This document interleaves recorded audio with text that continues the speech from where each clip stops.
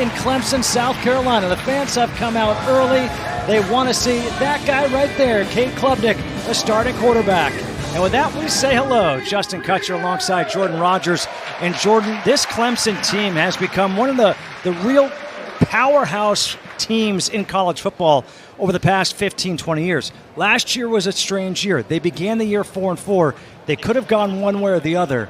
They went the good way. Yeah, it's about how they finished. It was a growth year for this Clemson program, and especially on the offensive side of the ball. Cade Klubnik was able to develop. He was able to grow. They got a lot of injuries on that side of the ball, and as you see down the stretch, they were able to get some big-time victories. North Carolina, South Carolina finished 5-0, and I think that's more like the Clemson team we thought we were going to see. The youth just needed a little bit of time to get going, and that's why I think there's so much hope and promise today, especially for what this team could be in 2024. And really, when you look at this team, what you look at is the quarterback, Cade Klubnik. And his coach, Dabo Swinney, has a lot of great things to say about him. Yeah, he came to Clemson with all the accolades, all the talent, and last year as a first-year starter, we saw flashes of that, but we also saw flashes of youth, mistakes. But the talent is there with his legs, with his arm, and in his second year under Garrett Riley, this is where we're going to see the version of Cade Klubnik that can take this Clemson team back to the promised land. So this is what his career looks like. Last year, started all 13 games for the Clemson Tigers. And again, just speaking with Dabo Swinney moments ago before the game, he said this kid has it all. Well, this is the orange against the white. Garrett Riley, the offensive coordinator, the quarterback coach. Garrett Riley is going to be the head coach of the orange team today. And he's going to have an offense that returns 10 of 11 guys that played in that bowl game against Kentucky. Again, we mentioned the youth. Obviously, it's a spring game. They split it up a little bit, so he's not going to have all the ones on his side of the ball. But this is going to be a day, I think, that we're going to see the offense showcased. And by the way, you're getting a look right now at the third member of our broadcast team, head coach Dabo Swinney. Coach, thanks so much for joining us. How you doing down there? I think he's busy right now. Go back. He's coaching. Dabo's still saying, hey, you know what? We got to get ready for the kick. Let's get these guys on the field. I love? Dabo said, hey, it's my day off, right? I'm going to let Wes Goodwin coach one team. I'm going to let Garrett Riley coach the other. I'm going to sit back and watch. But, hey, you can never turn it off when you're the head ball coach. Quinn Kastner is going to kick off. Every kick will be a fair catch. The fair catch was made at the 7-yard line. And that was made by Mason Kelly. So, all right, the orange team is going to start with the ball.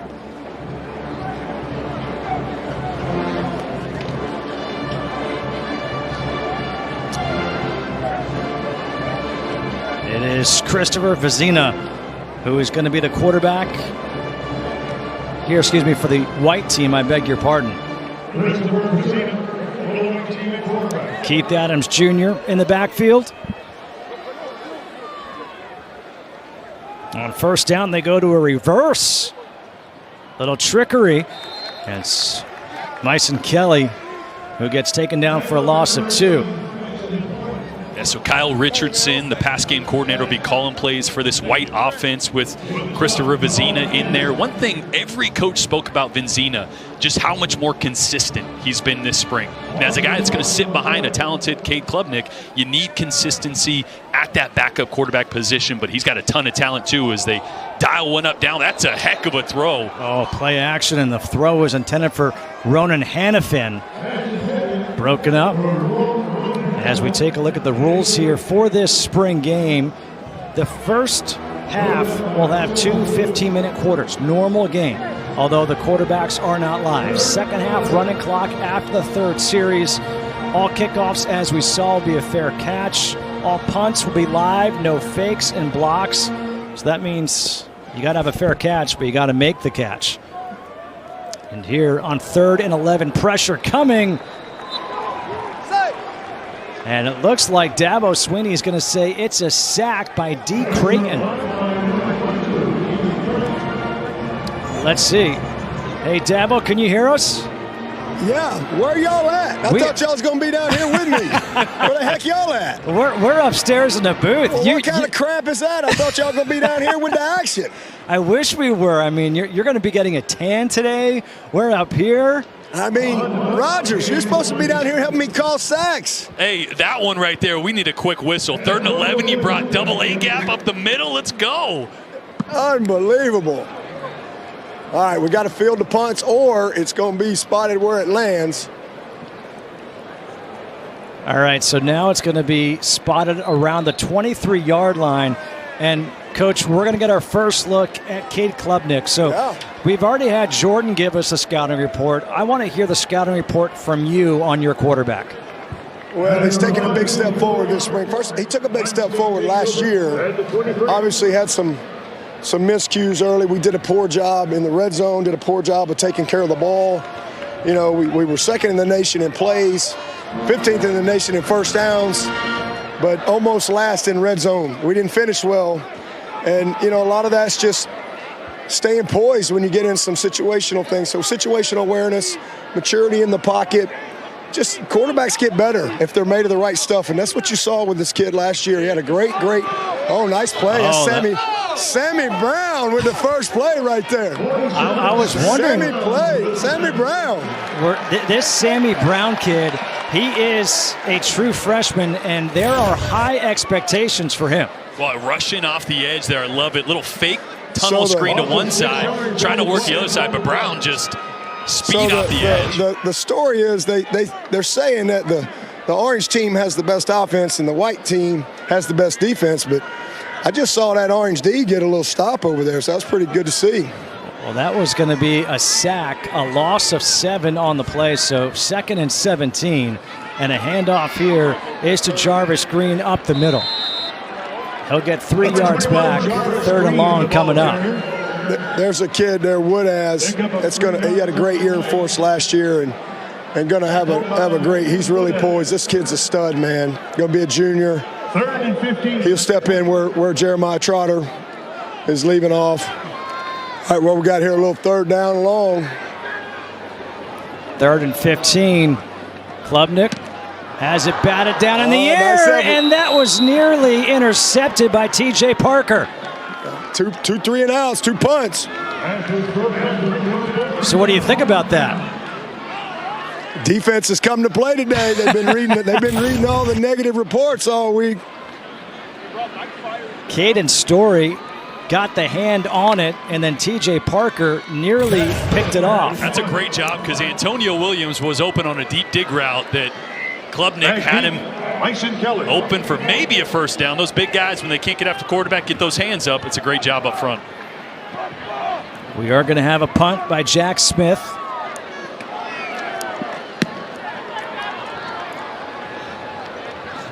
And Myson Kelly will take it at the 41-yard line, a 39-yard punt. So good starting field position here for the 2nd series for the white team. No score so far, orange and white here in Clemson. Taking a look at this Clemson roster for 2024, you've got 57 lettermen returning.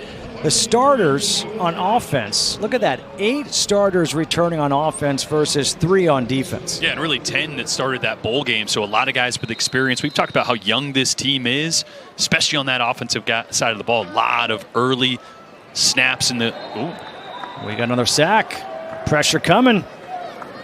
This time, it's A.J. Hoffler. Well, we kind of mentioned, right, that the orange offense has most of that starting offensive line. So this white offensive line, a little bit of mixture of some of these 2nd and 3rd string guys. And so far, the orange defense and Mickey Kahn is dialing up some pressures. Yeah. Hey, don't hold anything back in spring ball, huh? You know what Mickey Kahn is trying to do? He's trying to get his head coach, Dabo Swinney, to blow that whistle to say sack. Mm-hmm. 2nd down and 17. Fake the handoff, set up a screen. Myson Kelly.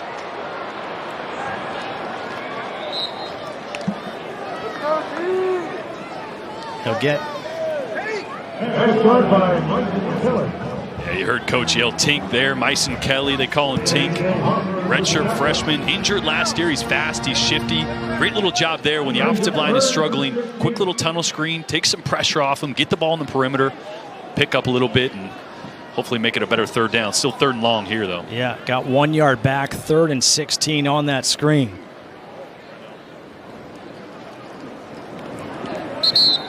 And they are going to blow this one dead for a sack. Whoa. Wow, that was the Coach. early whistle. That was an early whistle from a defensive coach down there. Raheem Lawson. I don't know. I feel like Shaq Lawson right there. Easy sack. He could have killed him. Jordan. oh, he's stepping up, Coach. He's stepping up. That's Jaheim Lawson, the brother of Shaq Lawson. And Dabo Swinney had the early whistle to give him the credit for the sack. So are you in favor of the offense, the defense right now, Coach? I'm neutral. I'm neutral. I'm learning what it's like to be a ref out here. Can't make nobody happy. Fair catch is made at the 34-yard line after a 38-yard punt. All right, so the referees can't make anyone happy. Has anyone been yelling at you so far for sacks? What'd you say? Has anybody been yelling at you? Has anybody been upset with your sack calls? They all know it. Yeah, those were all pretty easy ones right now. All right, so we showed a graphic about returning starters that you have 8 returning starters on offense this year. And this is that starting line that you have out right now with Klubnik. Yeah, we actually have more. You know, that's how we kind of ended, but we got more guys back that have started on offense. And then defensively, you know, it's a little misleading. You see some guys, more guys gone, but we got a ton of guys that you know, really have played a lot. It's like DeMonte Capehart and Peyton Page and Trey Williams. And these guys would as, not necessarily starters, and you see the depth chart last year, but they've played big-time starter minutes and moments. And so I think they're poised to step up and fill the void. Play action here. Taking a shot down the field to the freshman Wesco. Freshman, nice play, Avion Terrell. Nice job. That's a situation right there, young freshman. And this is why this game's important. You know, it's so different from practice. You come out here and this is a moment, you breathe in heavy, and all of a sudden now your technique isn't what it needs to be. He's a little wide there. He's got to hold that line. He's got to stack that defender or lean on him. That's a pretty good ball by Cade, but a great play by young Avion Terrell right there. Avion Terrell, his brother A.J. Terrell. Now 3rd and 8. Pressure coming again. Nice the pass. Ball. Nice ball. That's complete to Antonio Williams. Slips a tackle. And this is another thing right there. So there's young Robert Billings, a freshman, getting the start.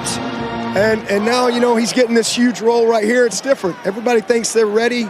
This is why this game's important, because you can grow so much when you get out and you get a feel for it.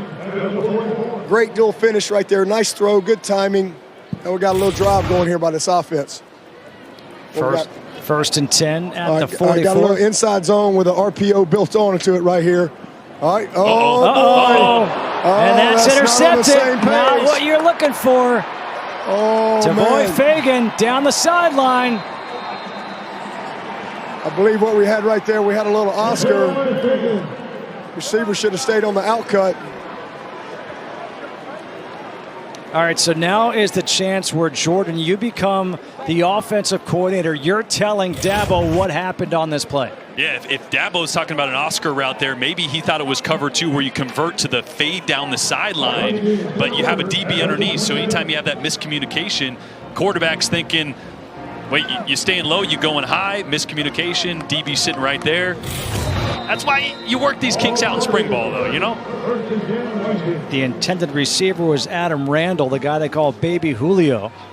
We'll get some good intel from Dabo here because he's down there talking to Adam Randall about that adjustment on that route. So, again, it was an inside zone with an RPO attached, but those routes on the outside, depending on the coverage, they can convert or it can change. But that makes it tough for a quarterback and a receiver. When you're faking a run, your eyes go there last second. If you're just slightly hesitant or on the wrong page, that's how bad things happen. It is officially a 44-yard return on the interception. On 2nd down and 8. Vizina pressured. And he's going to be marked down. I believe he should be losing a yard or two. Coach, what did we figure out on that route there? All right, so we had an inside zone call with a little Oscar tag, and just not on the same page. This is Adam's first day back. Yeah. He's been out since like the 4th practice. First day back right there. He's thinking he's got a win route all the way, the quarterback, and kind of stopped a little bit, so he threw the back shoulder, then we kept going. So just not on the same page. And you can't do that. You got to be decisive. Like this right here, that's a really good job. Receivers, you just got to run the win and let the quarterback, stop you with the ball. And so that's just a little bit of a timing thing right there. They'll work that out. But hey, great opportunity for this young white offense. It's, heard the offense is on the orange team all week. Let's see if they can take advantage of that. And I believe that was that Tavoy Fagan? I think that was Tavoy Fagan with the interception. It was, right? yes. Yeah. Yep. So I coached his daddy. Really? His daddy played receiver for me at Alabama. And it's pretty cool, to be able now to have guys I've coached.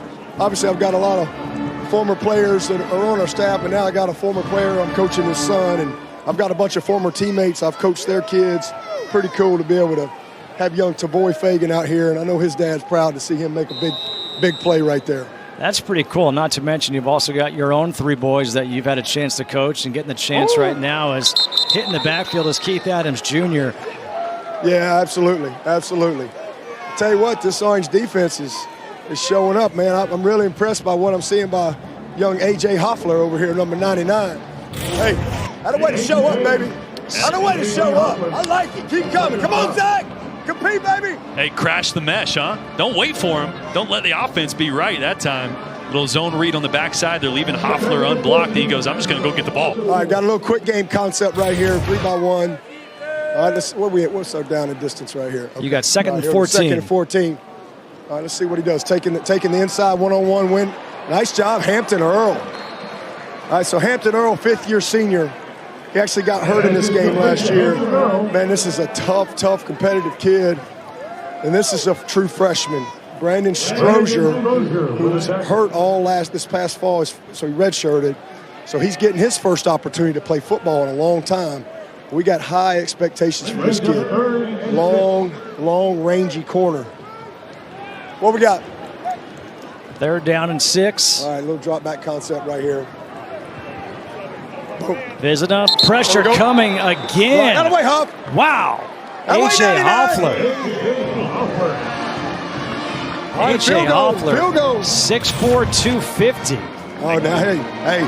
All right, so we got a high school mid-year, number 81 here, making his first kick in game action for the Tigers. Nolan Hooser. His mama was a Hall of Famer here, soccer player. Dad played baseball. So he's a lifelong Clemson kid. Holds the all-time field goal record in high school history. See what he does on this first one. Snap, hold. He nails it. Nice job. White team on top, getting points off turnover. Hey, that's points off turnover, baby. That's the way to get it done. Hey, points off turnover. Good job. Nice job. Points off turnover, baby. Dabo Sweeney happy with the points off turnovers. That's what you want. 3-0 White team leading here in the first quarter. Here's a look at Wes Goodwin, the defensive coordinator who replaced Brent Venables, now the head coach at Oklahoma. And we got a chance to speak with Coach Goodwin before the game, and this is a new opportunity for him, right? Like, he gets to act as the head coach of a team, and he's like, I got to pay attention to certain things. This is going to be different. Yeah, and so far, both defenses, which are really all under his responsibility, although he'll pay special attention to the white team today, defense is looking really good. And when we look back at last year, that 9-4 record, the offense was growing and learning. The defense was playoff caliber. Yes. And they were top 10 in the entire country. That defense was ready, held up their end of the bargain. Yes, they did lose a lot, but we're already starting to see some names like A.J. Hoffler up front, Jaheim Lawson making plays. That defensive line lost a lot. They're going to be just fine. Barrett Carter coming back was huge for the linebacker crew. this defense is going to be in tip-top shape once again. You know, and that's a huge credit to what we were talking about at the top of the broadcast about this Clemson program becoming one of the preeminent programs in all of college football. You lose a lot, but you're able to replace them with great players, and you stay and you keep that consistency going. Oh, we had that whole conversation with Dabo about staying on top of the mountain. You got a little box fade over here with a quick game concept on the other side. Let's see what we got right here. Empty concept. Going to take Antonio. Oh, nice ball. Oh, we got some chance. Yep, and a pass interference. Good stuff happens when you give good players opportunities in one-on-one coverage. That's a nice job by Cade. Make these guys have to defend. I always say one-on-one. That's as good as we can do for number you, 7. It's a 15-yard penalty. You can't count on him to just fall down and be running open. That was Khalil Gotta make Barnes. a play. Hey, good job. Good decision. Oh, it's good on good. Antonio Williams working on Khalil Barnes.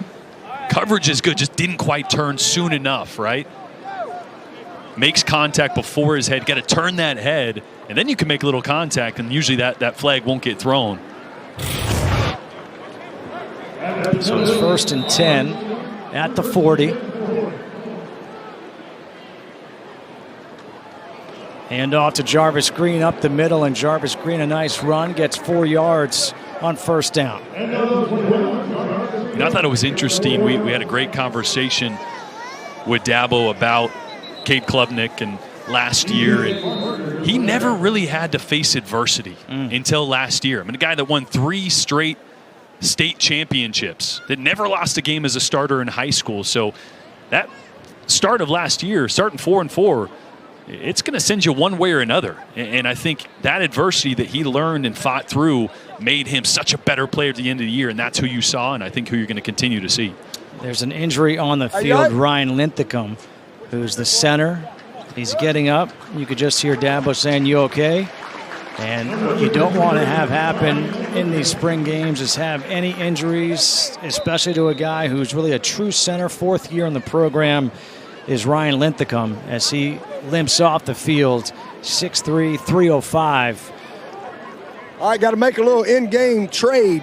Oh. You know, that might be a new thing to add to football. You just Yes. make a trade. Coach, it's complicated enough. You know, we could have in-game portal, you know? Okay, so wait, timeout. Are there any future considerations going on here? This is the in-game portal. We're going to take Harris Sewell, portal him over to the other team so he can get those first-team snaps.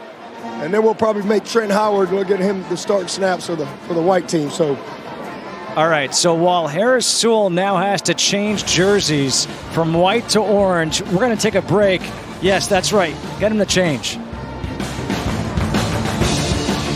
A little toss, little quick toss. Oh, don't get a block by the wideout. Come on, let's go.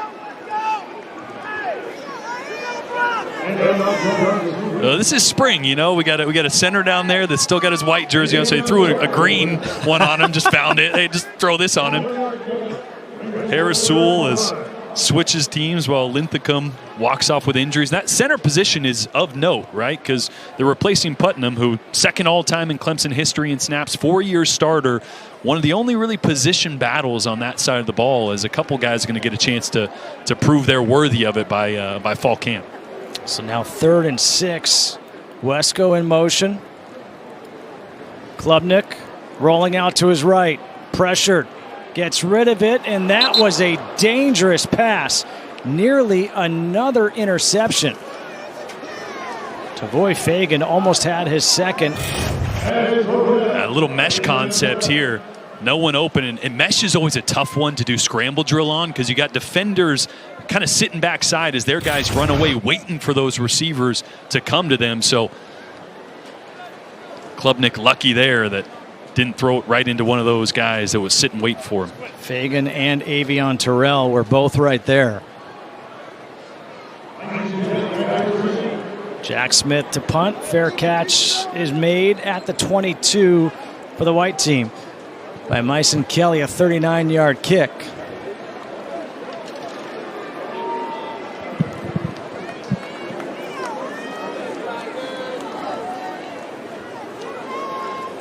All right, for the first time, we're going to see Trent Pearman Trent Pearman as the quarterback. Listed 6 feet, 190 pounds from right here in Clemson, South Carolina. And I love it when we talk to Coach about Pearman. Said he thinks he's 6'5" and runs 4.3. This kid does not lack confidence. Thinks he can make every single throw and's got some hit factor, got some moxie to him. And here's a quarterback keeper up the middle. Right there. And they're going to say he's down. Well, I don't know. I think 19. he broke that tackle. Yeah, I did too. I'm biased, though. You know? I thought it was a good run.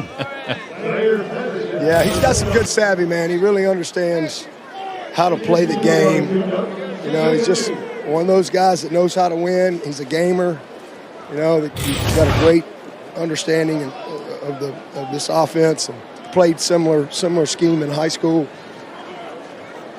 Got a good feel in the pocket and really good rhythm, good timing. Let's go, Easy E! And Coach, you had to go really far to recruit him, right? No, right here, man. We've got a bunch of great local kids that have been great players. Oh. There's one of them. They were teammates. These guys won a state championship together. That's Jaheim Lawson with his second sack of the day. Shaq Lawson's brother. This kid is a kid that's came in here about 215 pounds. He's about 245 now. A really, really natural pass rusher. And then we got a young freshman over here, Ian Reed. These boys are getting a little baptism. On a Saturday. 3rd and 13.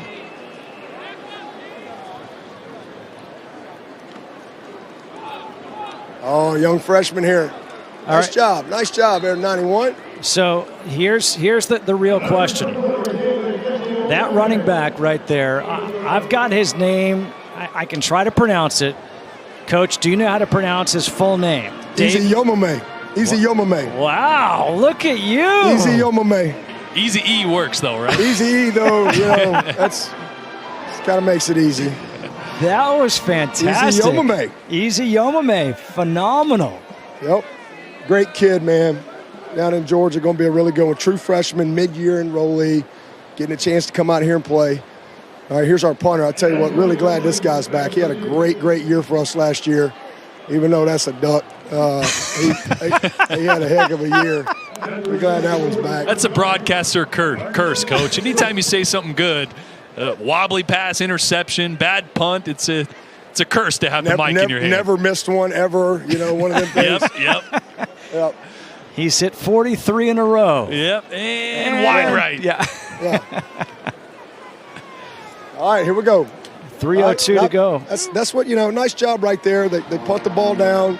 Now you're creating field position. That's kind of the game within the game. So you still got really good field position because your defense held up, got a 3 and out. Now we'll see if Pearman's going to get back-to-back series here. He'll play for both teams. See if we can finish with a drive. And the handoff. There's a little Strecco. Yep. Peyton Strecco, another freshman. Yeah, I love this little Strecco kid, man. He's not very big, but he plays big, and he's tough. He's got a little ability. He actually was going to go to the military academies and ended up walking on in here. And he's got some ability. He'll be a good player for us. He'll hang in there. Pearman. Oh, there's on Wesco. The slants. There's Wesco. There's Wesco. And Wesco with the catch took a hit as he crosses the 40 up to the 37. 15-yard catch. And Sammy Brown, freshman on freshman crime right there. I tell you what, everybody has said that Bryant Wesco is as advertised, and being down there on the field, he is long and lean. It's a good-looking receiver there, Coach. He is, man. We got to put him in the crock pot and beef him up a little bit between now and August because we're going to need him. Antonio Williams on the catch. He gets 17. So Pearman back-to-back. Nice completions to two of the freshmen. Nice job by Trent right there. Back-to-back completions, good finishes. Pearman finding the nice rhythm. play by Adam Randall. Better catch than throw. But you know what? That's what receivers need to do. I always say if you touch it, you catch it. Period. Well, and I tell the quarterbacks, they don't catch 100% of the ones they don't touch. So I'm on the quarterback side. If they don't touch it, I'm yelling at you. If they touch it, like this right here, ought to be a touchdown. Oh, great call! There's that freshman. Hey, Trent.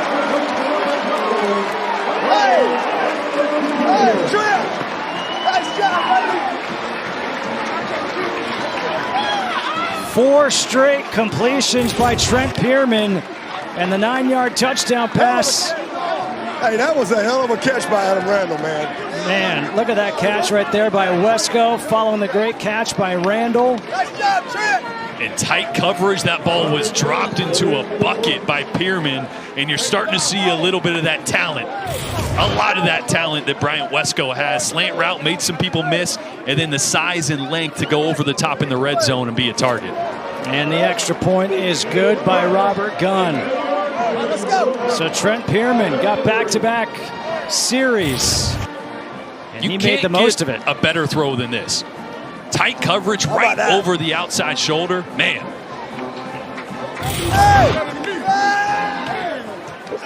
Hey, am I on air? Yeah. I got Shaq Lawson right here with me. Oh, nice. We got a camera right behind you. You know, how long you been playing? Like 9 years? I'm going on 9 years. So, hey, this one right here is another local product. Daniel High, Nuke Hopkins, Deshaun Williams, Shaq Lawson. We got Jaheim. We've had a bunch of dudes come out of Daniel High. This is one of them right here. But how about little brother today? Man, he looked good. I ain't gonna lie. He might be better than me. I had power rushes, but he got moves, so I'm proud. I'm proud of him. He got a little more swag. He got a little more swag. He got a little more sizzle. Don't let Coach do you like that. Come on. You got more drip, though. A little more drip, yes, sir. Yes, sir. And a whole lot more money right now. Right now, yes, sir. Are you sharing any NIL money with your brother? Nope. I told him you should have got it the hard way how we came, man. I don't even Yeah, I like it. Yeah, good to see you, man. That's awesome. The hard way. Yep, that's true. Hey, man, that's a grinder right there. Dabo, Coach. I know you've got some national titles. You might get an Emmy here soon. Hey, Coach. So it's our honorary coach right here, Troy. So what do you think about your team so far? I tell you, we're coming back right now. We're starting to spread it out, get a little confidence, momentum. Big play by Wesco there. Great throw by Pearman. Hey, so Great little throw. How about that catch by Adam Randall? Let me tell you, Randall, that was unbelievable. Backwards catch, that's a skill set there. You know, all them other plays we're supposed to make. That one right there, that's right. That's the plays that make the difference. It's actually a +2 play right there. That's the plays that make the difference. They did. Great Yeah. All right, man. Good job, Coach. You up? Hey, it's a 4-quarter game. It's a 4-quarter game. You better keep them focused. Hey, Coach, if you want to take a massive pay cut, you really got a future in this thing. Hey, Gary Peters is going crazy. I want y'all to watch. Gary Peters is coaching his butt off over here. This guy's 32 years old. I think he's the highest paid DB in Canada. He's trying to get this win on his resume. Get rid of it. Busy now on the Good job run. getting rid of it. You good? Hey, this is in-game interview, Gary Peters. How you think about your team so far? Oh, we're doing good. You know, we started a little slow, but you know how momentum is. We're going out there. We just scored on the drive. Defense going to go out here, put in a 3 and out. Hey, is it true you covered Odell Beckham pretty good in the 2012 Chick-fil-A Bowl? Oh, definitely. Put a blanket on him, you know. Yeah, I think he had 1 catch that day. You teach confidence, don't you? Yeah, he lacks his confidence. Oh, my goodness. 2nd down and 10. Okay. Look at this. We got a pick. We got a pick 6. Jamal Anderson. Hey, Rogers. You remember a guy named the Dirty Bird? Yep. Hey, Jamal. That's his dad. Yep. You never see the Dirty Bird? That's There his it dad is. right there. Okay, good. Make Dad proud today. Little Dirty Bird. I tell you what, another great job of when you don't get to the quarterback, play the ball. We saw one earlier, defensive lineman batted one down. When you can't get there on a pressure on the outside, whatever it is, you see that arm, those 2 hands separate, get your hands up. He did a great job of snagging that one. That is not an easy play. And it's not easy doing the Dirty Bird either. The extra point is good. Let's take a look at this pick 6 by Jamal Anderson. You see him come off the right side there, just playing eyes, right? He's got an opportunity to rush the quarterback there. He's kind of playing contained. So if the quarterback broke pocket, he's going to chase him down. But he sees the eyes up, sees the hands separate, plays the ball, and he caught that clean out of the air from about 9 feet away. That is an unbelievable play right there. Really, really good athlete, man. That was one of the things we loved about him coming out of high school. Just a great athlete. Needed to develop a little bit more physically. I know his mom and sisters are somewhere in this crowd celebrating. That's a big-time play right there. How about that? How about Georgia boy right there? How about that play? Hey. How you doing, West Coast? Now block people. You hear me? Block somebody. Wesco's got a touchdown catch, and now he's got his head coach, who's our on-field analyst, telling him, now block someone. All right, so now the white team, they're going to re-kick.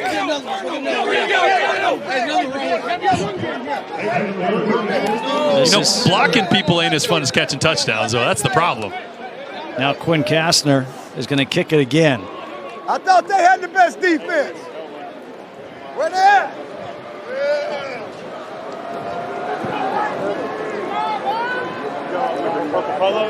And there is the fair catch. So again, the white team will start at the 25 as the orange team is leading 14-3. What a play. I mean, we've seen a couple of great catches on offense and defense. I can't explain how difficult that is. Sometimes you'll see that ball tipped up or it'll hit your body and you'll fumble. I mean, he caught that clean from 10 feet away. Yeah. I mean, that ball is traveling really fast to the sideline, and he caught that clean and was gone. That's a heck of a play by Jamal Anderson. On first down, the handoffs to Keith Adams Jr. He's a running back. His dad was a linebacker, and Jamal Anderson makes the tackle. Coming up on a minute to go here in this first quarter. All right, try to get a little run game going right here. A little 3-by-1 inside zone here. To the right. Let's see what we do right here. Dietrich Pennington, new center. All right, good read, good pull right there. It's a runner in the box. Great pull. Give him some yards. There we go. Give him first down. Yeah. Give him the first down. He's a runner in the box. He's a runner in the box. Right here. He's right here. First down. He's a runner in the box. That's a great read. Hey, he's a runner Defensive in the end box. crashes down. Great read. Nice run there by the quarterback, Vizina. It's 20 more yards after Dabo Swinney just said, no, he's a runner in the box. You got to give him those yards.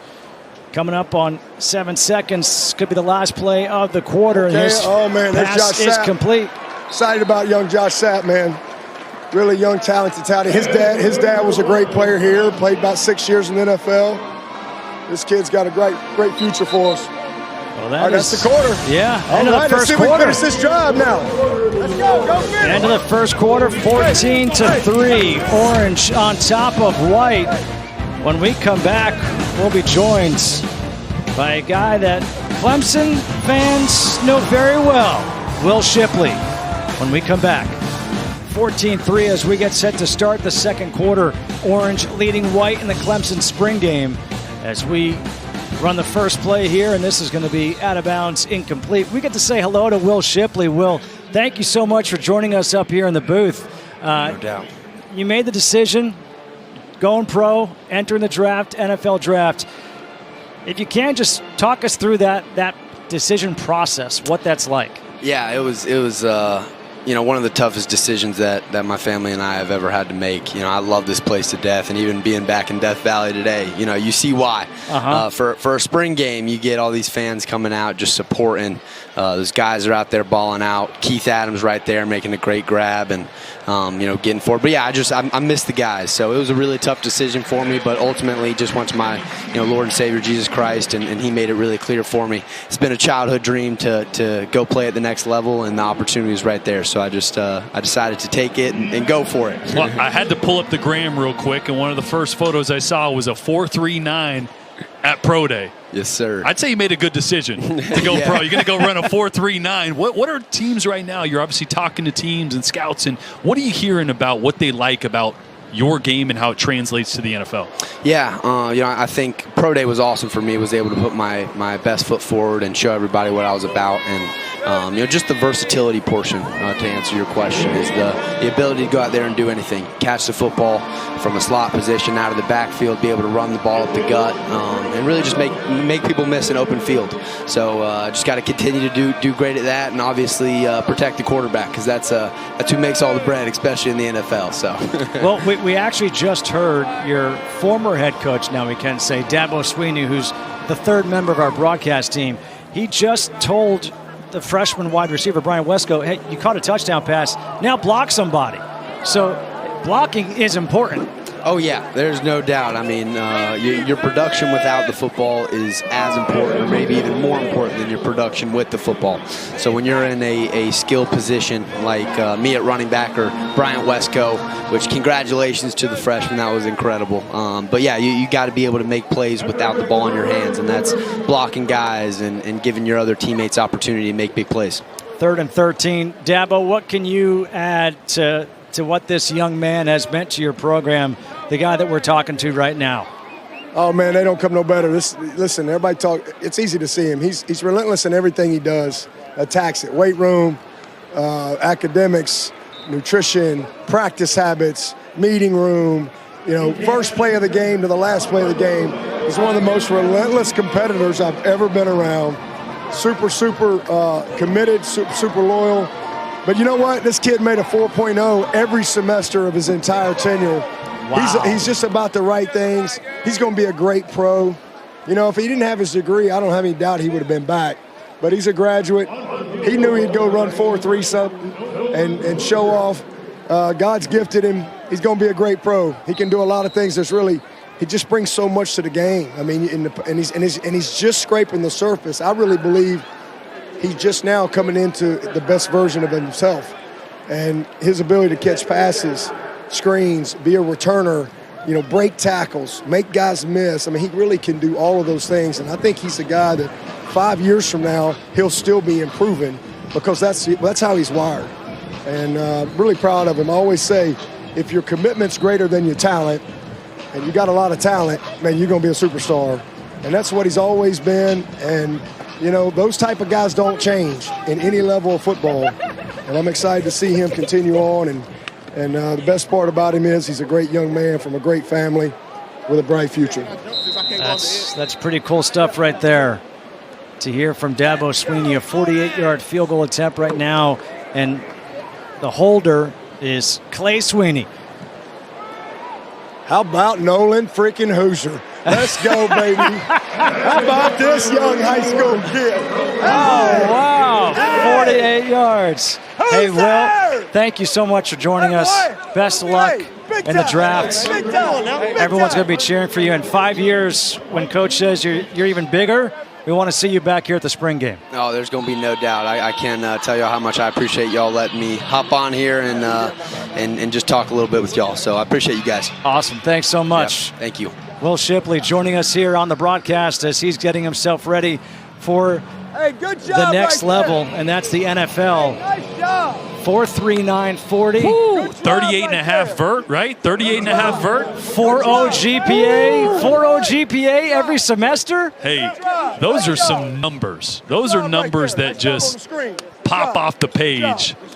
And again, you heard he's got all the other intangibles that you want. Obviously, Clemson love to have him back, but he's got a bright future. That's really cool, and to hear what his coach had to say about him, even more impressive. I thought what was really funny was Dabo said 4.0 every semester. He already graduated. Had he not graduated, he would have been back. That's how important education was to him. Hey, you need to stop. It's a one-score game right here. It is a one-score game indeed, with 12:52 to go here in this first half. 14-6, Orange leading the white team. So this is the only real scrimmage you get in college, right?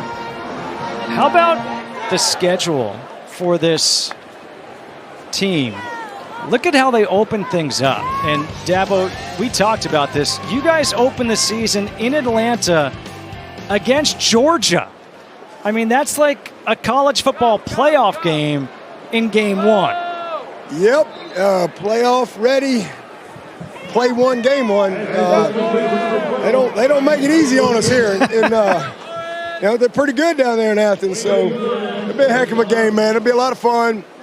Great summer getting ready for that. We all know, what type. The last time these two teams got together, I don't think either offense scored. The game was won on a pick six. Two great programs that have a lot of pride in who they are and what they do and how they do it. And Kirby does an amazing job. Nice run. Everything he does. So it'll be a great environment.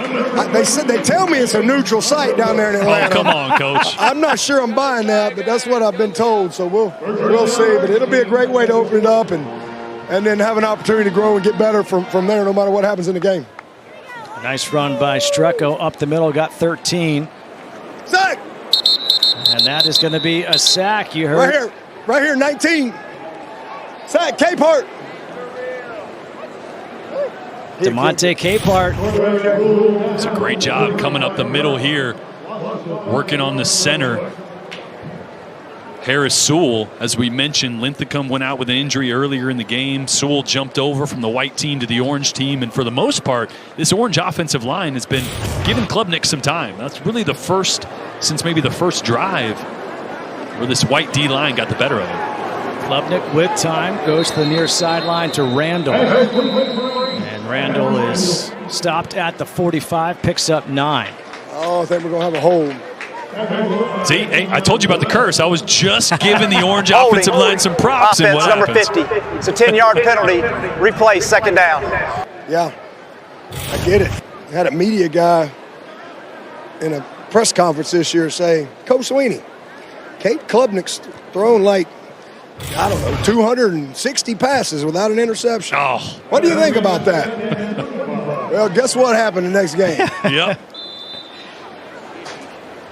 That's when you respond, Coach, by saying, I will not answer that question. Okay. Oh, to the outside, nice job. That's what you got to do in that situation. You got about 12 or so back. Exactly, 12 yards back. Man, you are spot on today. Give you third and manageable. And listen, this is where as a quarterback you got to be smart. You get greedy sometimes and you want to make every play, but this is a situation where you got to lead. And hey, if I can make a play right here, we're going to do that. But man, we got a great defense. If it's not there, let's don't do anything stupid. Let's punt this ball deep and create field position, right? So this is one of those 3rd and 13s where we just got to be smart. Maybe give yourself a go for it on 4th down, just like that. Take the underneath throw. So now you got a chance where maybe you make it. Oh, got a face mask. There you go. Hey, what a great freaking job. Olsen Pat Henry with the catch, and the face mask is going to be against Kobe McLeod. And we had a great conversation with Garrett Riley and Dabo earlier this week about situational football and having been a quarterback where the first year in the system you're so worried about it's a 15-yard what's going on penalty added to the end of the run. Does this guy Automatic. have? What protection is this in? As you're going to see the face mask here. And once you start to get more comfortable with what's going on your side of the ball, now you can really free your brain for situational football, for matchups, for what the defense is going to do. And that's what we're starting to see with Klubnik. Well, not starting. We saw that towards the end of last year as he started to play better and better. That was actually that play right there. That's what I'm talking about. Like, hey, it's 3rd and long. We don't get it all back. Hey, we check the ball down. Maybe you give yourself a 4th and a chance to go for it. Or again, it's not there. Let's punt the ball deep. But hey, you get it in play. You put yourself in position, and we get a penalty. Now you got a 1st down. So just managing the game, situational awareness. You're not gonna get every single play. And as a young quarterback, sometimes that's just something you have to learn. At this level. And you got to be smart right there. And that was a really good, smart football play. Well, in the pocket. And not hanging on for that play to maybe get a 1st down. Then you take a sack, and now you're punting from your 10-yard line instead of the 37. Exactly. All right, another screen to Adam. That's a tough guy to tackle here, man. Tough guy to tackle. 6'2", 225, picks up 12, and you could see him getting ready with that stiff arm. He looked like a tight end down on the field. I pointed him out to you. I was like, hey, that's Randall right there. He's a big boy. I wouldn't want to get in front of him. And, the thing about a play like that, I don't know if Jordan, you saw how quick that ball came out, and it's accurate. Yep. That's what makes plays like that go. It's the timing. It's the ball placement. Oh, great job, Woodaz. I'll tell y'all what. Listen, y'all asked me about a guy that nobody knows a whole lot about. not many people know a lot about Wade Woodaz, but this kid, he's had a really quiet, great first 2 years at Clemson. We just signed his brother too, Drew Woodaz. But this kid's got a chance to be a star college football player because he's just made of the right stuff. You know, he's a dude, man. And I'm so excited about what I think I'm going to see out of him these next couple of years. He goes by Whoop-Ass, too, by the way. I'm sure they got some T-shirts for sale out there. That was a nice run by Peyton Strecko. Yep. Picks up 9. Yep. Good little drive right here. Yeah. Good little drive. Nice job. Let's see. I bet we take a little shot right here. What we got? I was going to say, is this second or third? This is third and 1. All right, 3rd and 1. Okay, 3rd and 1. We're gonna get in a little 12. Oh, we got a communication problem. He can't hear. All right, so we're gonna get in a little 12 personnel, little motion, and we're gonna load it up here with the zone. Play clock is down to 5. All right, good. Timeout, Orange. Hey, that's their first timeout of the half. This will be a 30-second timeout. I'm working for whoever. Who am I working for today? Are we ESPN? Is that what we're doing? Is it ESPN? ESPN, ACC Network. That's what I'm working for. Yeah, that's where the paycheck's coming. Every single person needed. That's what I tell them. We are back here at Clemson. The Tiger. Got hard count. Hard count. That's the voice of Dabo Sweeney, the head coach. Maybe that's a future Clemson Tiger right there, playing some football on the hill. All right, so we've got a 3rd and 1 coming up after a timeout. Ball on the 19-yard line for the Orange team. And, Coach, you're thinking a potential hard count here, huh? Yeah, I think we're going to have a little freeze call here. 3rd and 1. Let's check the discipline of this defense over here. And also checking your discipline of the offense, coming off the sideline right here. Got him. All right, free play. Oh, they blew it. Oh, they blew it. Let him go. Love that, though. Every receiver working a vertical route, so Cade would have been able to take a shot in the end zone with a free play there. Yeah, that's a free play, unfortunately. Defense, number 19 with contact. That's a 5-yard penalty. Still first 3rd down. Here we go. That referee is Ted Pitts. Correct. Great job. Correction. It results in a first Breaking down. the huddle quickly, using a little motion too. So not showing just a static formation of that defense. Gets them all. They see movement. They're thinking about, okay, my gap changes, and bam. Then you get fooled by the hard count. I love it. All right, we got a quick game, and he could think about inside zone right here. All right, he's checking inside zone. Oh, yeah, 5-man box. Here we go. Boom. All right, final little. Strecko trying to bounce it outside. You can't do that. See, that's where right there it just needs to be 2nd and 9. Strecko! Hey, man, make it 2nd and 9, not 2nd and long. You ain't going to score. You can't be, this ain't high school. Get your butt north-south. Yes, sir. Sometimes you just got to freaking take the bunt. Take the single. That's what they want you to do. All right, here we go. Good job. Good job. Nice job, Kobe. That's Kobe McLeod. That's Ray McLeod's little brother. Ray, longtime pro, just played in the Super Bowl and just signed with the Falcons. Hey, Coach, if I can go back to what you said to Strecko. So he tried to stretch it outside to pick up more yards. What would you like to see him do? Yeah, sometimes you can't hit a home run every time. You just got to bang it. We can't have negative plays, and that's a negative play on him. All right, sometimes it's just going to be a 1-yard gain. But let's make it 2nd and 9's a whole lot better than whatever 2nd and 12. And so just got to be disciplined. Hey, that right there is a great job by Cade Klubnik. Right. So all the defensive line up on the line of scrimmage. He knew he was going to be hot somewhere. You saw as soon as he got that snap, he worked to the right.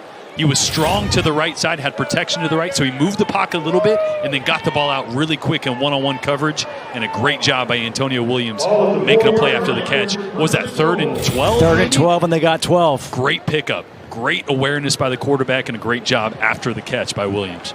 So now 1st and goal from the 4. All right, here we go, coming off the edge. Nice job, Denhoff. Nice job, Denhoff. Cade Denhoff, the junior out of Plant City, Florida. Another 6'5", 255-pound defensive end. Just came flying off the edge there. He's another one of those kids, man, I'd love. You know, not a guy that people talk a lot about, but he is a really, really good player for us. Just steady. He's consistent. He's just a very, very committed kid, man. And you just know what you got with him. All right, got to manage this clock right here. Play clock down to 5. What we got? Okay. Klubnik. Oh, good ball. Goes to his running back, Strecko. What a good throw. And he is going to be out at the 1. Good ball, Cade. Out of the way, Strecko. Out of the way, son. Strecko with the catch. All the 1 yard line. Nice job, big boy. Third and goal from the 1. Yeah, one of those plays that just ball placement had to be perfect.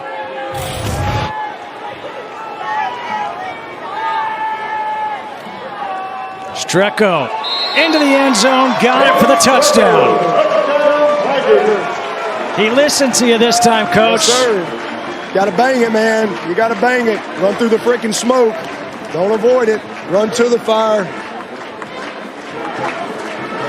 It's good. What a drive right there. Really good drive. Wow. Really good drive. 15 plays, 75 yards. Hey, nice job, boys. Well, and that goes back to one of the areas this offense struggled with last year was kind of red zone. They're sitting at the high red zone.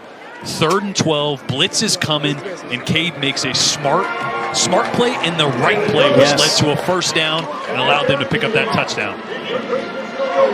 And you almost wonder how much those last 5 games play into this now for Cade Klubnik. This, the catch by Strecko. That set up the 1-yard touchdown run for the freshman. To 6 orange on top of white. And this just a formality right now. The kickoff. Fair catch is made at the 2-yard line. And all these kickers will get a chance to show off their legs, get their work in. Now Quinn Kastner, a chance to kick off. Beautiful day here, Death Valley. I think this is kind of like the first tee box of a PGA event. Like you just don't want to top it there. Everyone watching you, no one around you. You know what? I'd send a worm burner straight to the sideline. Squib kick right here. Media timeout. All right, before the white team comes back out, we'll take a break. At the home of the 3-time national champs, the Clemson Tigers. 6 orange leading. There's a look at Cade Klubnik, and want to get your take so far on what you've seen from this quarterback. Well, I think he's done a great job of making quick decisions. He's been decisive under pressure, and those are 2 things that we didn't see a ton of early last year as he was growing and getting comfortable in the offense, and we really did start to see it as the season progressed. But he's had the answers today. And as a quarterback, you have to know where the ball goes. They do this, I do this. They come out in this, I go here.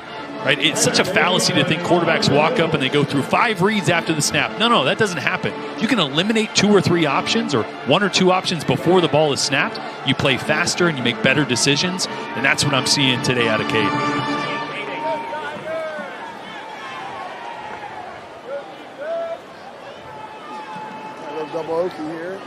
Pearman is in at quarterback, and the pass to Sapp, a tight end. And he's got the first down, picks up 11. Well, I've been impressed with Pearman today. Yeah. He had a couple drives earlier where just, the ball was coming out on time. And I loved it. I can't remember if Dabble, you said it, or Garrett Riley said it. Just when he comes in, good things happen. Doesn't matter who he's throwing to. Yeah, he moves everybody. He's not as big. He doesn't have quite the arm talent as the other guys, but he makes up for it with his knowledge and his timing. He's a quick trigger. He can pull the ball because he really, really sees it and understands. He's very comfortable, and he can run. He's got a little savviness to him and a little gamesmanship. He's a good player, man. He's back-to-back Gatorade Player of the Year in the state of South Carolina. This is a kid that's won back-to-back state championships, and again, back-to-back Gatorade Player of the Year in the state. So he's not some donkey out here that don't know how to play. Got that one out to Chase Bird for the first down, picked up 10. And now he keeps it himself. Right there. Look at this. That's There's legit. a savviness. That's legit. He's got a chance. That's going to be a touchdown. He's right got there. it. Touchdown. Trent Pearman, 49 yards. And that's what I'm talking about. So a little fake pitch right there, and he read it, and he came back up inside. Really good job. That's what just great feel, good gamesmanship right there. That's just a baller making a play.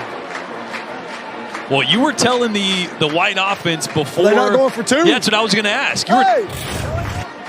So before this drive, Coach Sweeney was going up and down the sidelines. You guys go score, go for two, make this a one-touchdown game before half, and he's going over there and asking Wes Goodwin, hey, why aren't you going for two? Ruling on the field is a touchdown. Point for try. Oh, so he's going to call a timeout now. Yep. Oh, Dabo went over there and convinced Wes, hey, come on, what are we doing? Timeout. Kicking team. Oh, here we go. Offense. All right, so Dabo, we have to have a word right now. Hey, hang on. Hey, boy, how about that? Yes, sir. What you got to say, Trent Pearman? I got nothing. Let's go for two. What'd you think about that? It was great. Let's go. Go for two. He said, let's go for two. Love it. Hey, I want to know, we talked about this on our call, and you said that you were going to critique your coaches, whether or not they call a timeout, go for two, whatever. What just happened right there? You intervened. Oh, I just gave a little love over there, you know. Look, it's a running clock in the second half. I think they forgot that. Yeah, you got to get points. So, oh, heck no, that's a touchdown. Oh, that's a he dove and tried to. That was a great he play. dove and I waved. appreciate you. Yeah, Don't worry about it. that was We'll get it up. I mean, you can't run a quarterback down. Come on. He ran right by all y'all. Look, I know the quarterbacks are technically not live, but this is, I don't think anybody's making this tackle if he's 100% live. Replay, Al Riveron. Yep. He scored. Now, remember during the season, you owe me. Now going for the two-point conversion. Adams motions in. Okay, little Vic here. Pearman trying to thread the needle, nice going play. sidearm. That's all right. Hey, let's go. Get off. Oh, Jamal well. Anderson again. Nice job. Had the interception earlier. Yep. Great play by Anderson, closing the gap here. Yeah, in a real game, you take that extra point right there, but that clock's going to go fast when it's running in the second half. So good decision right there. Hey, nice job. What a play. Hey, I'm telling you, Coach, we were looking at, and I'm biased, right? I'm a quarterback, but we were looking at the replay up there. If he was live, he's not getting tackled. No. The guy dove at him. Guy tried to grab a shoelace, couldn't grab it. All the way. I ain't calling that dive, prayer, reach. I ain't calling that. Hey, he just hit up right up inside. Two guys right there. He just gave him the jukey juke. Hey, how about Randall right now making these catches on the kickoffs? Yeah, big time. I mean, this it's only his fifth practice of the spring. You know, he's been out since like day 4. So it's good to get him back. He strained his quad. So this is good for him, especially with some momentum going into the summer to get back out here and play. Hey, you guys, it's just a one-score game. Let's go. Let's go. We'll find a way to score 9. Nice job. By the way, you got to get that pick 6 back. Hey, that's the difference right now. You got to get the pick 6 back. Hey, got to get that pick 6 back. Somewhere along the way, you got to get that pick 6 back. How about it? That a boy. I might be missing.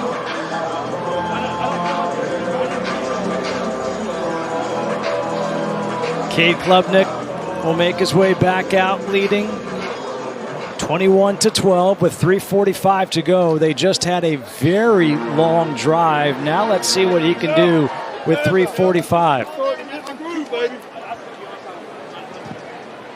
Setting up the screen. Not much there. Gets 3. That's Wade Woodaz with a tackle. Yeah, it's almost like basketball. A little 2-for-1 opportunity here for White. If they can get a stop, leave some time on the clock, and try to drive down before half once again.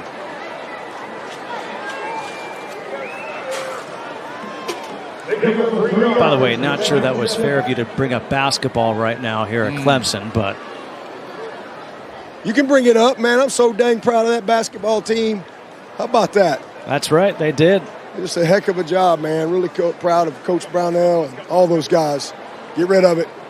He does, and he throws it behind his receiver. He had to get rid of that quick. Had a little pressure in his face right there. Tristan Martinez, the intended receiver.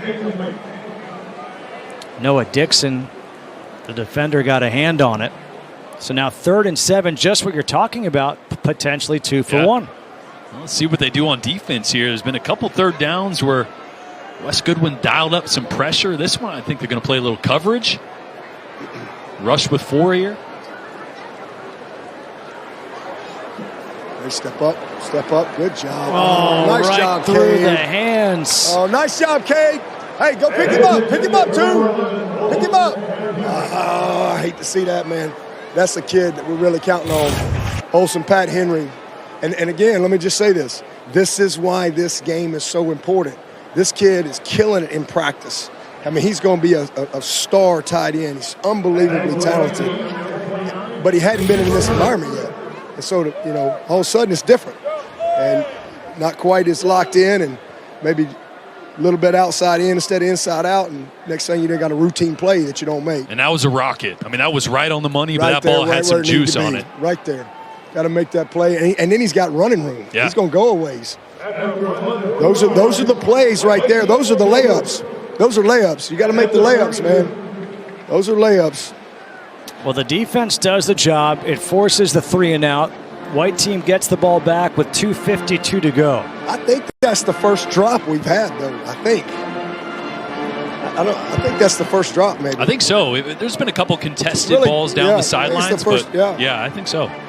First true drop, and we don't have Cole Turner today. We don't have Tyler Brown today. We don't have Stellato today.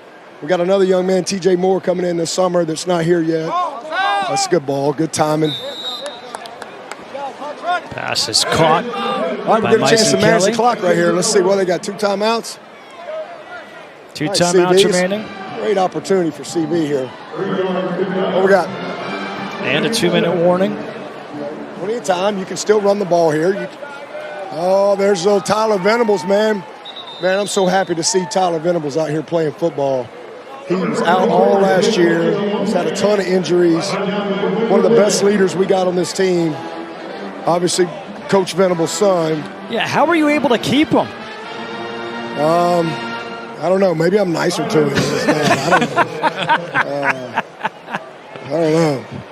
But nah, he's he grew up here, and Brent loves the fact that he's here, and I'm sure he's watching today. But it's just, 2 minute whistle. This is a new deal. Hey, 2-minute warning. 2 minute.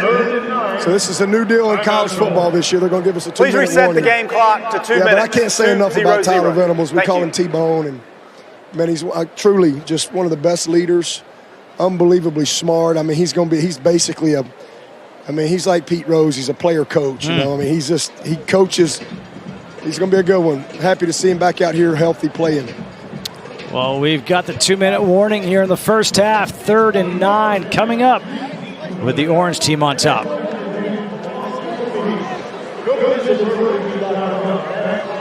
Well, here in the first half, white team with the ball facing a 3rd and 9.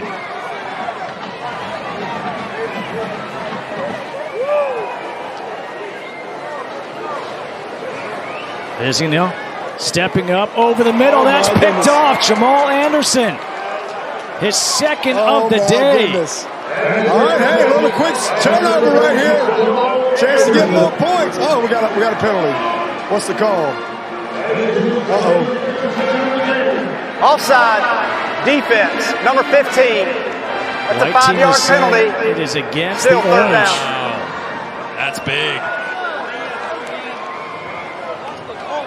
Wow. Offsides.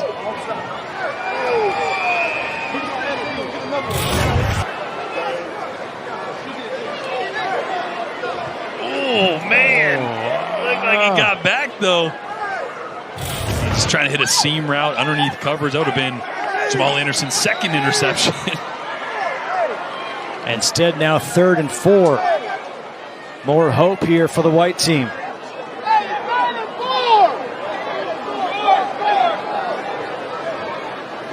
They're going to bring a blitz here.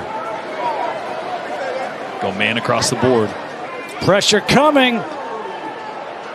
Ball up in the air, and it's incomplete, but a flag on the play. The question is, was there a sack first? I didn't hear Dabo's whistle go off, so let's let him play a little bit, boys. There we go. Rogers, what'd you Pass think? interference. Defense, number 38. He got It's it a 15-yard penalty. He might have gotten hit. First He down. got it off. Yeah, he would have got hit All right. real Hey, hard. good stuff happens when you get. Let's see, we got it right here. It would have been, that would have hurt him tomorrow. Yeah, hurt tomorrow. Venables is mad at me right now. He's mad at me. Now he might go play for his dad. He's mad at me. I ain't give him a sack. Okay. All right, here we got a little verticals with a little tight end delay right here. Let's see what happens. See how this thing plays out. All right, here we go. A little two safety look. Let's see how we got split field. All right, there's your tight end. Oh, there he is. He's down. Stepping up. That's a sack. 55. 55. That's a sack. That's a sack. He's a passer. No, it's a sack. 55. Peyton Page.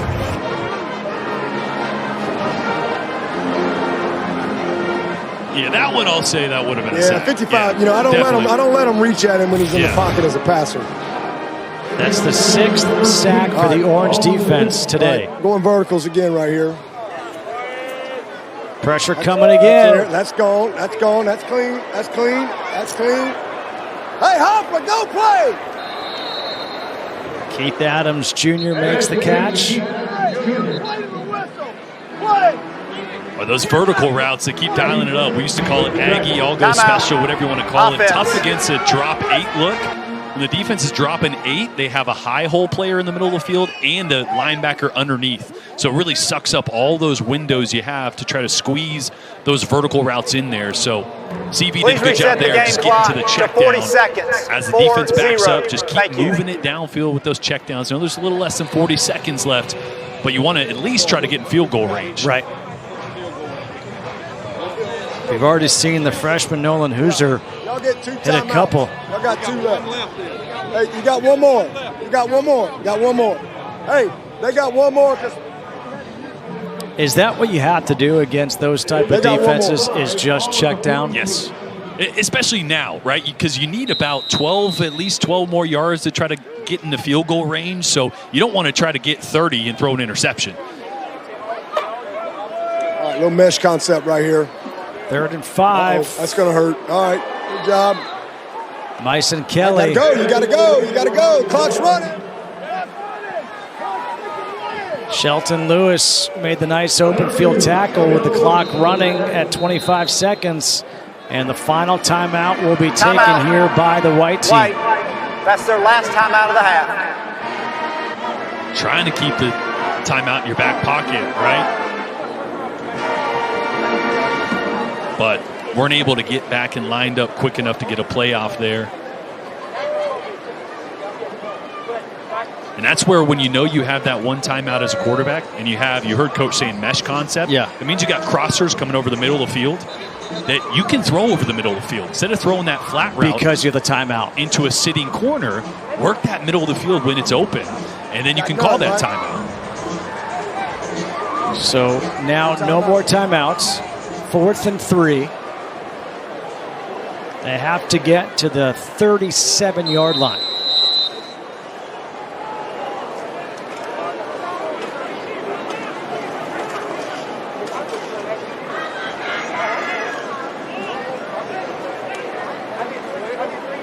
Vizina looking.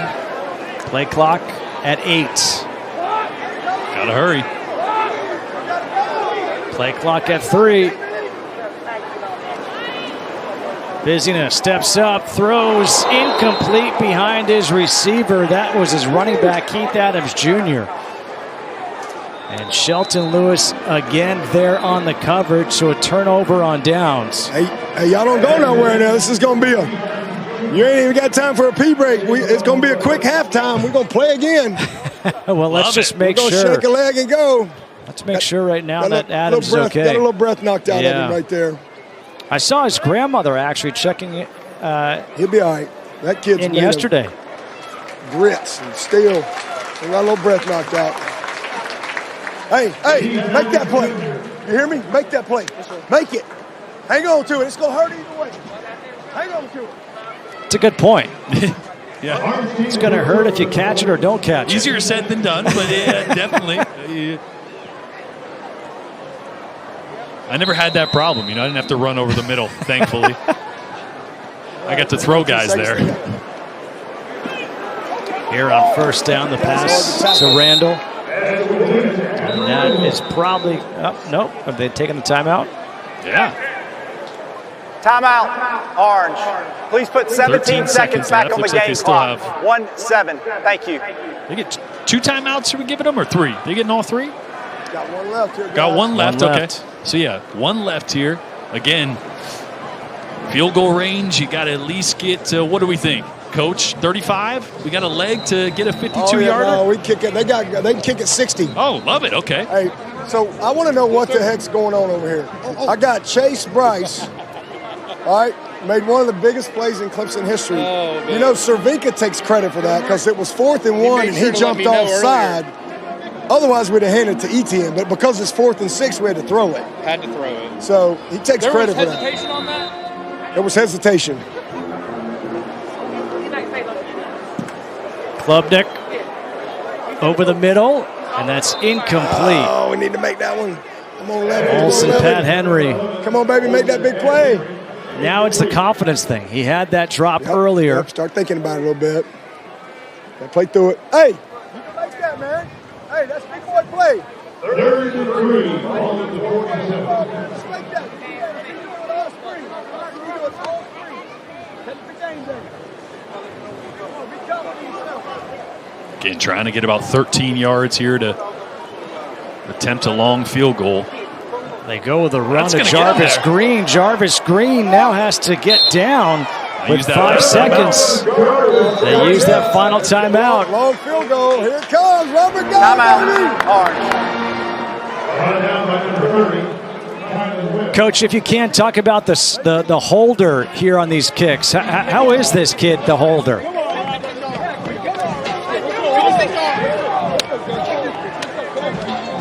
Coach, I'm not sure if you heard me, but I was just wondering, how is the scouting report on the holder for the kicks?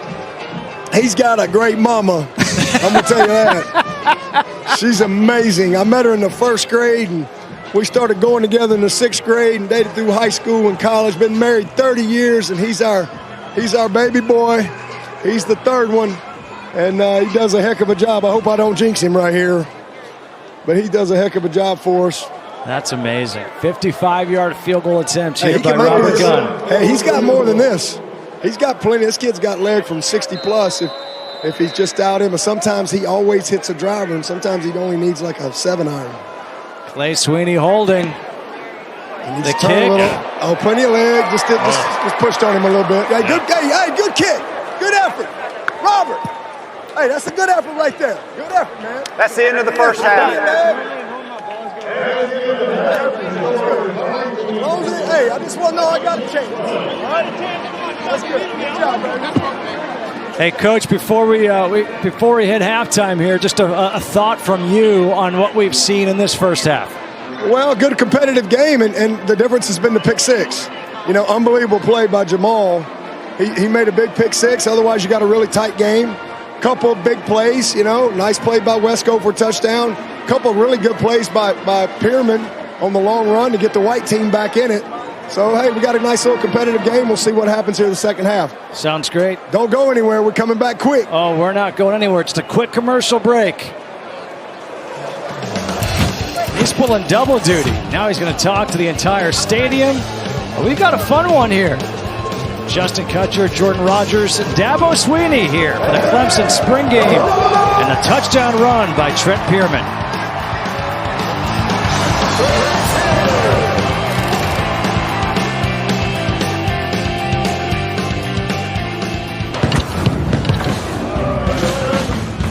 Now time here at Clemson for the spring game. And Cade Klubnik It was running back Peyton Strecko from 1 yard out. The touchdown.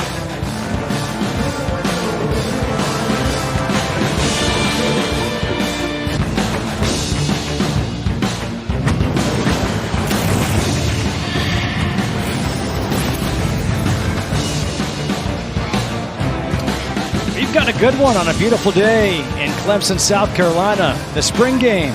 Orange leading the white team 21-12. And now we get to say hello once again. Justin Kutcher alongside Jordan Rogers.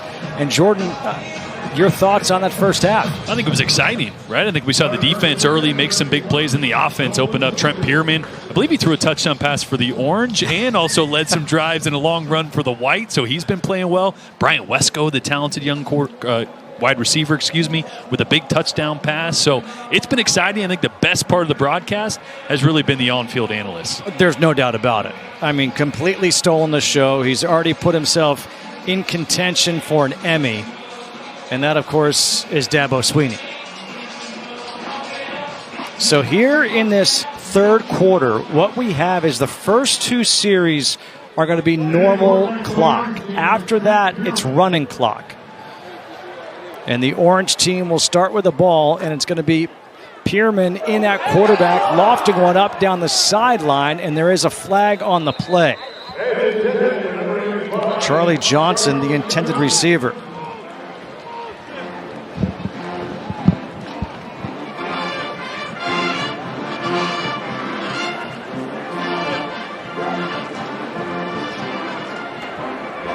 Holding. Defense, number 35. That's a 10-yard penalty with an automatic first down.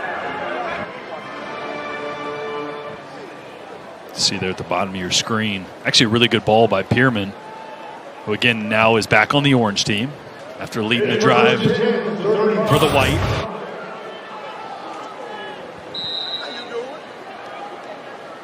Oh, there looks to be some movement early before the snap, but Pearman just gets rid of it.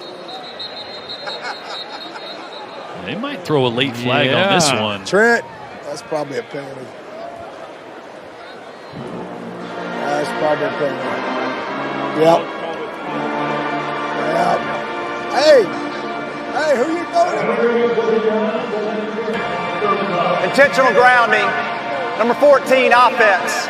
No one in the area. Replay first down. In the county we're living in. Correction. Loss of down. Second down. What's the next county over? So second down. Yeah, he's just throwing it away. And I mean, we're trying to throw it over. The crosser's coming, but it's got to be. We got to at least fake them out. It's got to be close. All right, tough penalty right there. So second and long. On 2nd and 15, on the slants. Oh, Jackson Crosby. I love this kid. This little Crosby kid's another kid from Daniel High. Heck of a player. He's, I think, going to be in his 4th year in the program. He's a little returner. Can really play all 3 positions. Got some skill, man. He's a good little player. Was a former quarterback. Coach Pearman actually beat him out in high school.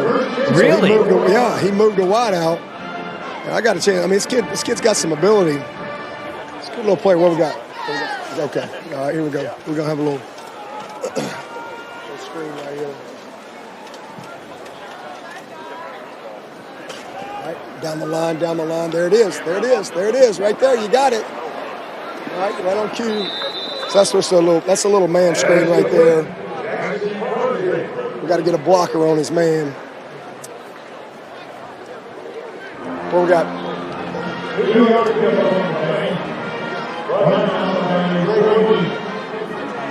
All right, here we go. Tristan Rigby, baby, from Louisiana, number 31. We're running a little split flow zone right here. Go get it, Rig. Atta baby, Rigby. I love that kid. Tell you what, he was looking for that stiff arm early. This kid here, man. He's a kid. This Rigby doesn't get to play much, but he's one of the most committed kids we've ever had come through this program. It doesn't matter. I got cut off.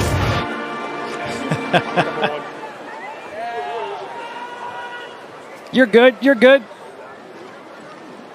Yeah, we got you. Again, over the middle, another nice play. I got nothing. That's Banks Pope. All right, so we can still hear Coach on the field, but we just have to get the IFB going again. You know, Coach was talking about Crosby, one of the reserve wide receivers. I think one of my takeaways so far, and again, in the second half, as the clock starts to run, we're going to see a lot of guys who maybe don't get to play in the fall and a lot of guys that are getting their first opportunity. This receiving group is deep for Clemson. As Pearman here takes off again using his legs, but only 4 scholarship guys played today. A lot of guys set. A lot of guys are nursing some injuries. Maybe could have gone if it was a Saturday in the fall, but held out of this spring. We saw Bryant Wesco make plays. Antonio Williams, a guy that's healthy now. Him and Cole Turner were the best 2 guys to start last year, and both of them missed almost the entire year. So to have those guys healthy, add some guys like Wesco, the talent, going to have another one more coming in the summer who's a highly rated receiver. I mean, I think this is as good as this wide receiver group has looked for Clemson in a number of years. Stood up right away. It was Rigby. I got cut off there. Somebody hit the cut button. Coach Sweeney cut button. That was me, Coach. I was like, that was me. I was cutting you off. I was talking about Rigby, man. I love this kid. I mean, no matter what time, we get back at 5 in the morning, 6 in the morning. He always meets the team. And you saw Banks Pope make a nice play right there, and another good little drive. But yeah, man, we thought our 2 best receivers coming out of camp were Cole Turner and Antonio Williams, and neither one of them really were able to play. But it allowed some opportunity. Tyler Brown, freshman All-American. Stellato, man, really came on for us. Adam Randall, man, he battled some injuries, really finished the season well for us. Another guy we think has got it all. So, and then TJ Moore coming. So we got a lot of guys, but these guys have done a nice job, and we've got some walk-ons that can play as well. So we like the room and feel like it's a group that's poised and ready to go make a bunch of plays for the Tigers. 3rd and 12 coming up. Pearman, high throw. Oh, man. That's the play Adam Randall made earlier, right? High. Yeah, the one Randall caught was maybe a little further behind him. Yeah, a little behind him. Yeah. Hey, make that play. You touch it, you catch it. Just to put in perspective, as we talk about these receivers, and you heard Coach talk about Antonio Williams and Cole Turner being the best 2 guys at a camp. Last year, you have a quarterback really making his first year as a starter. You have a brand new offensive coordinator. You have your 2 best receivers out of camp get hurt. And you're sitting at 4-4 going, yeah, this is what happens sometimes. You know what I mean? And again, we had a great conversation with Coach about staying on top of that mountain and how difficult it is in this day and age in college. But last year was about how they finished and how they fought through adversity. I think you can understand when you take a step back why there were some of the struggles early last year. Absolutely, and you bring up a lot of great points and stuff that we'd love to talk with Coach about as well. But when you're 4-4, we mentioned it time and time again, you can go one of 2 ways. And they finish 5-0. And Coach, finishing 5-0 last year and getting that bowl game and getting those bowl practices, how crucial was that for this year?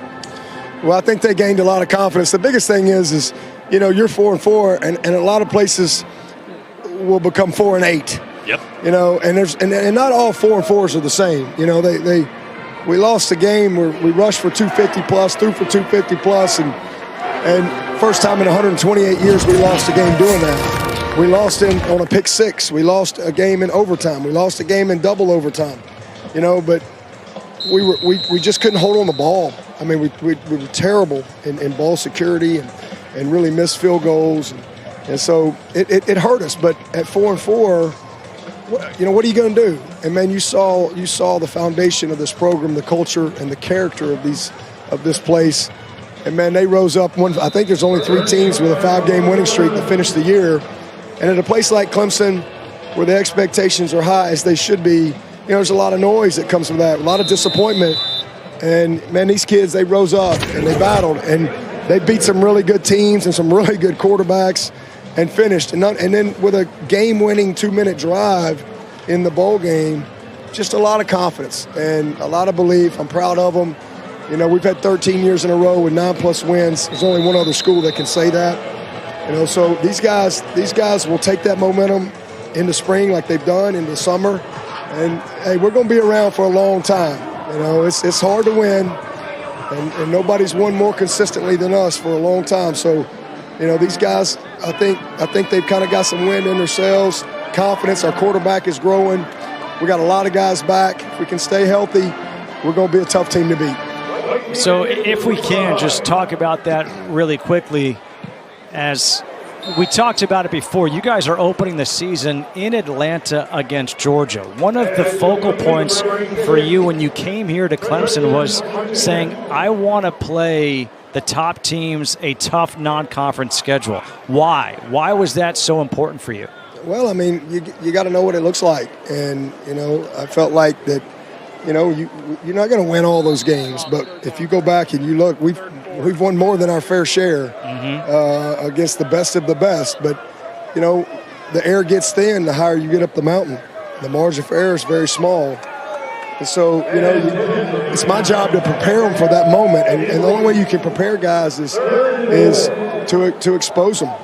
And so, you know, that's what we do. That's what we've recruited here. It's hard at practice here. You know, you get exposed at practice if you don't show up ready to compete. And then the same thing with our schedule, with who we play in conference and out of conference.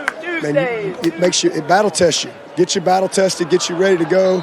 And then all of a sudden you get on the biggest stage. Hey, we got the second most playoff wins in the country. You know, that's not an accident. And we've played the best of the best. We've won 2 out of 3 national championships against Alabama. Nobody's won more than Alabama. So the only reason that happens is, you know, these guys, they go through the fires, they go through the battles, and certainly when you play a team like Georgia, man, they've been the best the last few years. They've been amazing. So, you know, if you want to get to the top of the mountain, so to speak, you got to freaking earn it. And so it's an opportunity to teach and grow your team. You know, you win that game, okay, you won one game. You know, if it doesn't go your way, it's one game. It's a long season, but there's a lot of opportunity to build and develop when you play in games like that. And so that's why I love doing it. And, you know, and then when I got the job, there was a narrative, you know, that we didn't play anybody at Clemson. Yeah. Well, I said, well, let's go play them. And we've played them all, except the Dallas Cowboys. We ain't got them yet. So we've played everybody. And we're not perfect, but we've been pretty dadgum good. 12-minute formation on the receiving we'll keep team. rolling, and that 5-yard penalty. Be exciting way to start down. the season. And hey, listen, it doesn't get any easier. Man, Georgia's a tough opponent, as we know. And then we come back and play App State. I don't know why we scheduled App State. Now, I didn't sign off for that. Lord have mercy. Texas A&M a few years ago learned that one as well. Hey, it don't matter who's at App State. Hey, that's one of them schools that you're like, you know what? Let's don't schedule them.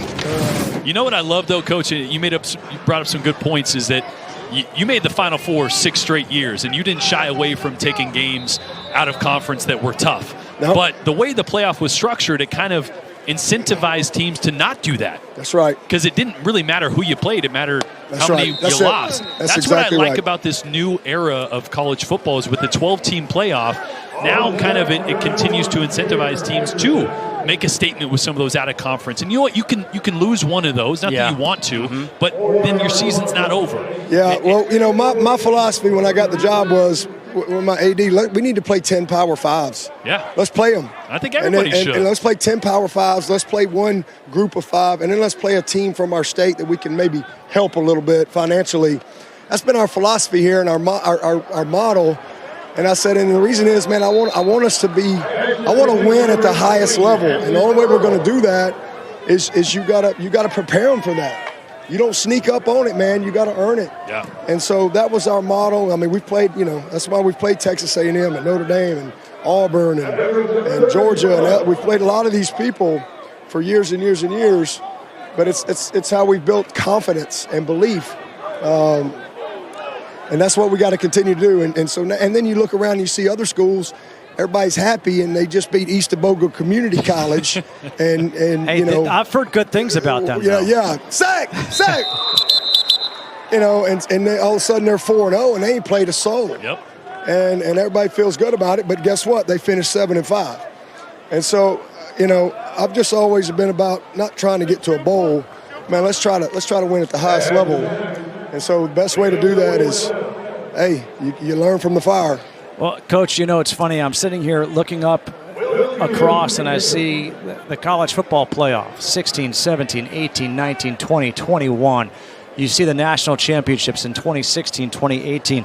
Since 2015, you guys are 30-9 versus AP top 25 teams. Yeah. So, you know, you get in those games and you don't panic because it's just another day. You know, I mean, you just another day because that's what you see in practice. That's what you see. You learn to play to a standard. You don't play to an opponent. You don't play to a kickoff time. You don't play to who's covering it on TV. You don't play to what kind of uniform you're wearing. You play to a standard. And as we say, let's play. If we play Clemson every week, and if we don't lose to Clemson, we got a pretty dang good chance to win a ball game. And you know, we didn't make the playoff, and we weren't good enough in 21. But 22, we were good enough. Won this league, won 11 games, and we screwed it up right here at home by 1 point. If we don't lose that game, we're in the playoff. And last year we were good enough, but we couldn't hang on the ball. So, you know, we got to get back to doing what we got to do to earn our way there to finish because you're not entitled to get there. And so, you know, it's been good. It's a growth opportunity for everybody on this team. These guys all came here to win. Every kid I've signed has won a championship except last year's freshman. So they're on the clock. They ain't done nothing but win 9 games. I remind them of that every day. So they're going to have more opportunity, and I don't have any doubt they'll win a championship before they leave. I want to say that's very similar to what Tom Izzo did at Michigan State and has done at Michigan State, where almost every recruiting class he ever had made it to at least one Final Four until like a couple years ago. Yeah. It says something, and it talks about how you build and you sustain greatness for a long time. Yeah, well, you're not entitled to stick. Nobody gets to stay on top of the mountain. You got to earn it every year. You got to start over. You got to love the journey to it. You got to fall in love with all the stuff that it takes, and it takes a lot of hard work. And you know, it's not going to always go your way, but if you can be a person of consistency, if you can be a program of consistency, then you know, you got a chance to have those special moments. Speaking of those special moments, thinking back to 2016, 2018, you get to the top of the mountain and you get to hoist that trophy. What is that ultimately like after all the work that goes into it? Yeah, I mean, it's indescribable when you experience a moment like that. And listen, I tell people if we're going to be judged by, if we're only going to be looked at as successful winning a national championship, they've won 3 in 129 years. You know, you're going to have a miserable life. And listen, very few people have experienced what a moment like that feels like, and it is indescribable. I've done it as a player. I've done it a couple times as a coach, and you know what? I've been on the other side of it too, when the confetti's flying and you got your head down walking off the field, and it's really an indescribable thing. But what you learn from that is when you wake up the next morning, you go, "That's it." You know, it ain't about that. Life's about the journey. Life's about the climb. Life's about the failures. Life. You got to enjoy each and every day, and you got to fall in love with what it takes. And listen, it's fun to do that, but you know what you got to love? Can you do it again? Got it. Double move. Trickeration. Oh, going up high. Josh Sapp. Yeah, baby, little double move. 38 yards. You know, but you got to fall in love with. You know what? That was fun. Boy, I wonder if I can do that again. And you know it's hard, but it's the relationships. It's the adversity. All of that stuff is what you remember when it all's said and done, more so than the moment. We've got a flag flying First in here. real trick play there. Little reverse flicker. How about the catch? Ball's a little underthrown, but the job to go climb the ladder and use hands like that, that was big time. That really was. That was a phenomenal play. Hey, Jordan. Josh Jordan. Yeah. Josh Sapp.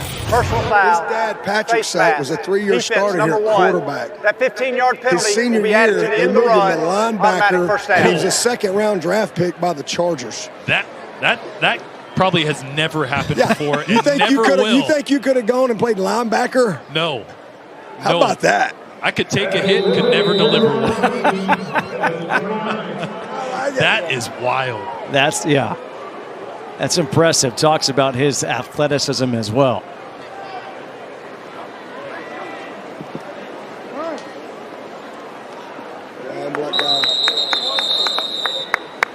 Nothing there.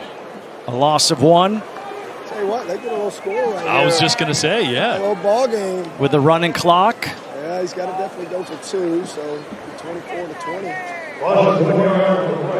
So, Coach, I love that. Right there, we got a little bit of insight into what your mind goes through in a game. So, obviously, this is running clock. It's different. But you already began thinking about going for 2, making it a 1-score game. When are you usually thinking about that? Immediately. It's not one of those things you really think about in the first half. We're going to get a bad penalty right there by Shelton Lewis. That's a dumb penalty. And just playing within the whistle, it's just a bad play. The run up the middle. Understand the situation. We're talking about the clock, I think, but that's first half. Those are things that until you get into that latter part of the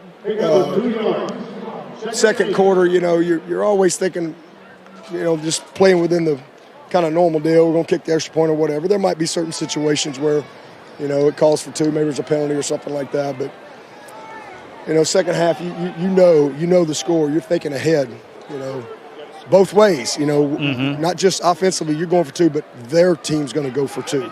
Those are things you got to process. Okay. Oh my goodness. That? Interception covering the wheel route. Hey, now that's a young player. 24 can't let that get intercepted. Hey. Well, we heard from Shaq Lawson earlier. That was Jaheim Lawson right there. Shaq said Jaheim can play. That was a nice play. That's such a good job, working from a defensive end spot to carry the wheel route, running back out of the backfield.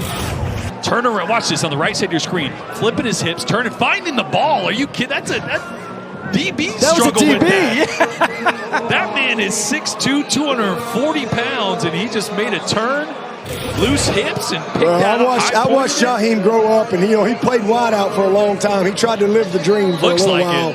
Before finally he realized he got to get his butt down there in the trenches. What a play. But he's got natural ball skills, a really good basketball player. You saw that right there. You're going to love to watch that one back on tape because he scrapes and he starts running with the running back, but then he turns his hips and his eyes at the same time and high points that ball like a DB. That was unreal. Man, it's fun to see these kids compete, man. I love it.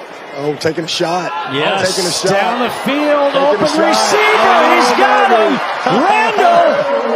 Oh, I love it. That's a young safety that bit right there. Colin Webb.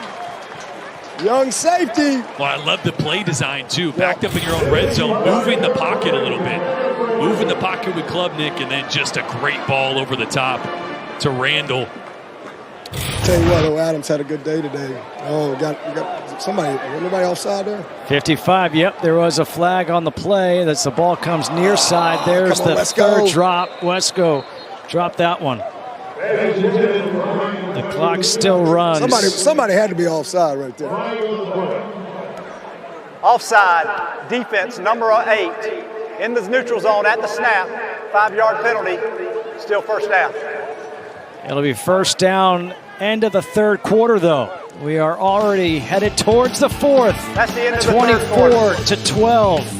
Orange on top of the white here in the 2024 Clemson spring game. Jamal Anderson, a pick 6. How about Trent Pearman? He's playing quarterback for both teams.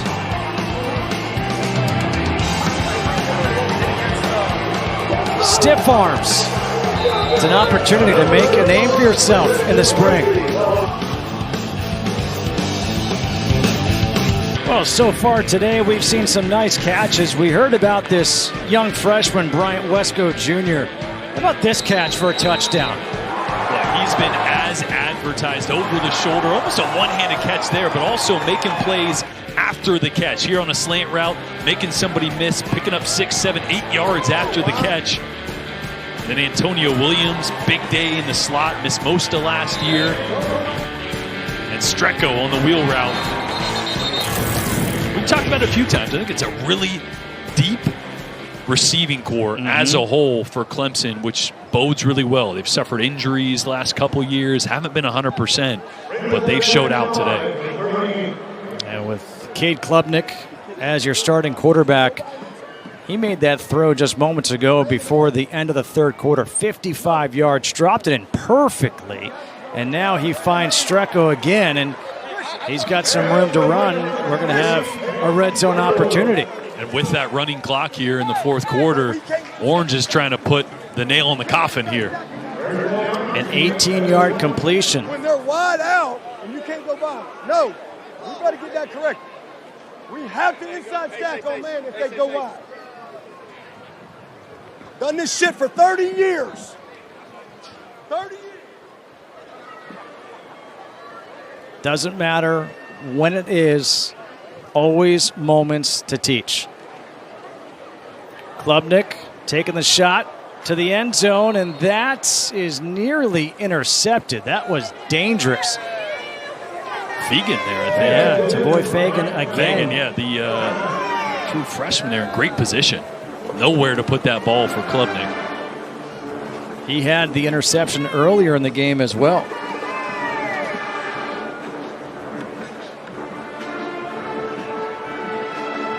Second down and 10 coming up again. Running clock. We'll run the clock until the final 2 minutes of this fourth quarter.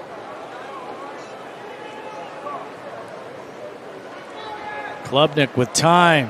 Throws into double coverage. Okay, so speak to me as a quarterback.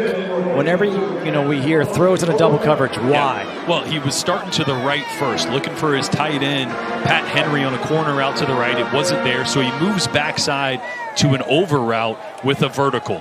That over route's running right into a zone defender. But as a quarterback, your eyes weren't there. So you didn't see him until right before you're throwing that football. So that's either got to be out a little bit earlier or you just eat that one.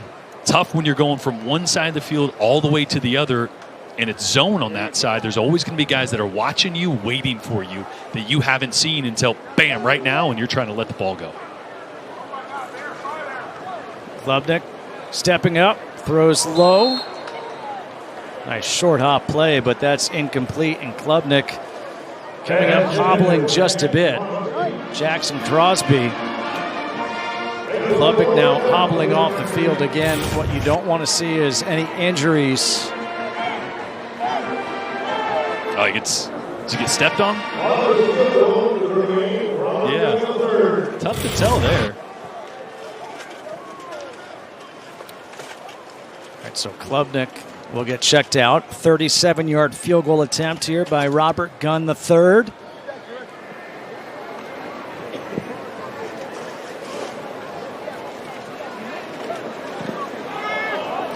That kick is going to sail wide right.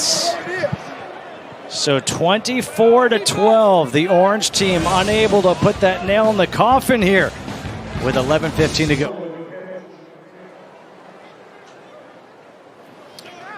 Just over 9 minutes to go here in this fourth quarter. Justin Kutcher, Jordan Rogers, Dabo Sweeney with you here. As Dabo Sweeney's on the field, giving us some tremendous insight today, putting himself up for Emmy nomination. And coaching up. Yeah, and you know what? One thing I've really been impressed with is he knows every single player's name and number right away. As soon as somebody makes a play, he's been calling out their name and number and pronouncing their names correctly. Coach, I'm impressed with that. I mean, it just shows the love that you have for your players. Also shows I'm from the smartest state, Alabama. 4 A's and a B. 4 A's and a B. What was the B in? Yeah, I don't know. Geography. Oh, nice hit over the middle right there. Yeah. Jamal Anderson, man, he's had a day. He's had a big day. He's had a day. I love to see it, too. We're going to need him. Had the second interception wiped off because of offsides, I believe. Otherwise, he'd have two. Yep. But had the pick six earlier. But also going back to that, you were a walk-on yourself. How much do the walk-ons mean to you?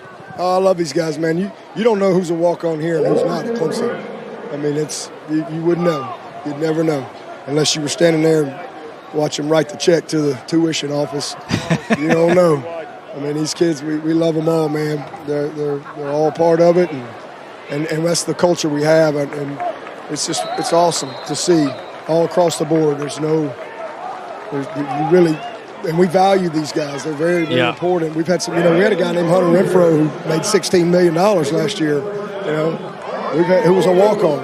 We've had starters become that started as walk-ons. We've had a lot of great contributors, and man, they're just valuable. And that's hard. It's really, really hard. And whether you're a scholarship player or a walk-on, these are young men that have dreams and goals and aspirations, and they all have the same opportunities here at Clemson, regardless of who they are. I'm going to throw out a question to you. It might be tough, but obviously you've had tremendous success here at Clemson. What are you most proud of what you've accomplished here? Well, I've had 368 seniors and 362 graduates. We just had the highest graduation success rate this year, anybody in 20 years, 12 years in a row. We've been top 25 in football and academics. We're the only school, the only school, 133 schools that can say that. That's awesome. So, my purpose is, I hope I'm a pretty good coach, but I think what I do best is build men. And I'm a baby of three boys. I've raised three, and for 30 years I've been doing life with 18 to 23-year-olds, and that's my passion. And my purpose is very simple: glorify God, be a great husband and father, and to use this platform of education and football, not just football, education and football, to build transformational leaders that hopefully over the next 30-plus years, man, are going to do amazing things out in society and be great husbands and fathers. That's what wakes me up every day. That's what I'm passionate about. And honestly, that's how we run the program. And, what's best for the 30-year-old version of this kid. And that's how I make decisions. And as long as we continue to do that, hey, good Lord will work all the rest of it out. Hey, and let's not forget you raising those three boys who are also holders for Clemson. It has been a Sweeney holding on kicks, every kick since 2017, whether it's Will, Drew, or now Clay. That's unbelievable. Yeah, it really is. And can't take any credit for that. I mean, Will's middle school coaches, 7th grade, Will came home and said, I said, hey, how'd practice go? And he said, they're good. Great, he's a good little receiver. He says, I'm going to hold, too. I went, hold? Y'all kick field goals? I didn't really kick field goals. And so Will, the next thing you know, he holds all through high school. And then his middle brother comes up, and he gets into middle school, and they're like, you're the holder. And then by the time Clay comes along, it's like expected. And, they all got great hands, and they're really skilled, man. It's a skilled position, and they've taken a lot of pride, and they've done a great job. A lot of big moments that have happened, and it all has to work together. It's the snap, the hold, and the kick, and they've gotten their job done at a high level of consistency, and it's one of those positions you don't really appreciate till they screw it up. Coach, I got to say, I've been pretty impressed today with Trent Pearman. Oh, yeah. He's got a lot of reps on both sides of the ball, but he has moved it. He's been impressive in the quick game. Obviously, we've seen him use his legs. Yep. No, he's a I say that all the time. He's a really good little player. And let's go, Rigby! He's a really good little player. I mean, like I said, 2-time state champion. Needed to get a little bigger and stronger. He's done that. But just really smart, just a great feel for the game. He's just kind of got some of that stuff that's hard to coach, and that's why we wanted him to swing so he would get a lot of reps today. It's also why I didn't go take another quarterback out of the portal, because we really like this kid, man. We think he can win for us. Here he is taking the shot to the end zone, and that is incomplete. Nice play by Noah Dixon, man. How about this? That's a mid-year, a young player from down in Georgia. This kid right here is going to be a really, really good young player for us. A high school kid coming in, making a big play right there. Jackson Crosby, the intended receiver. First timeout taken. Here's Pearman. 9 of 12 today. Just efficient, right? Yeah. It's been a lot of quick routes, but the ball has come out on time. He's been accurate. Really only think of one quick game throw that was inaccurate, and that's the one Randall pulled down a little behind him on the slant, but he's made good decisions, quick decisions, and he showed some athleticism as well. Now here, he's played a little bit more for the white team, so you think maybe he just throws a pick six and gets his boys back in? Or make it really I want to make this competitive. real interesting at the end. I know I'm going to go play for the other team anyway. Let's throw a little pick here.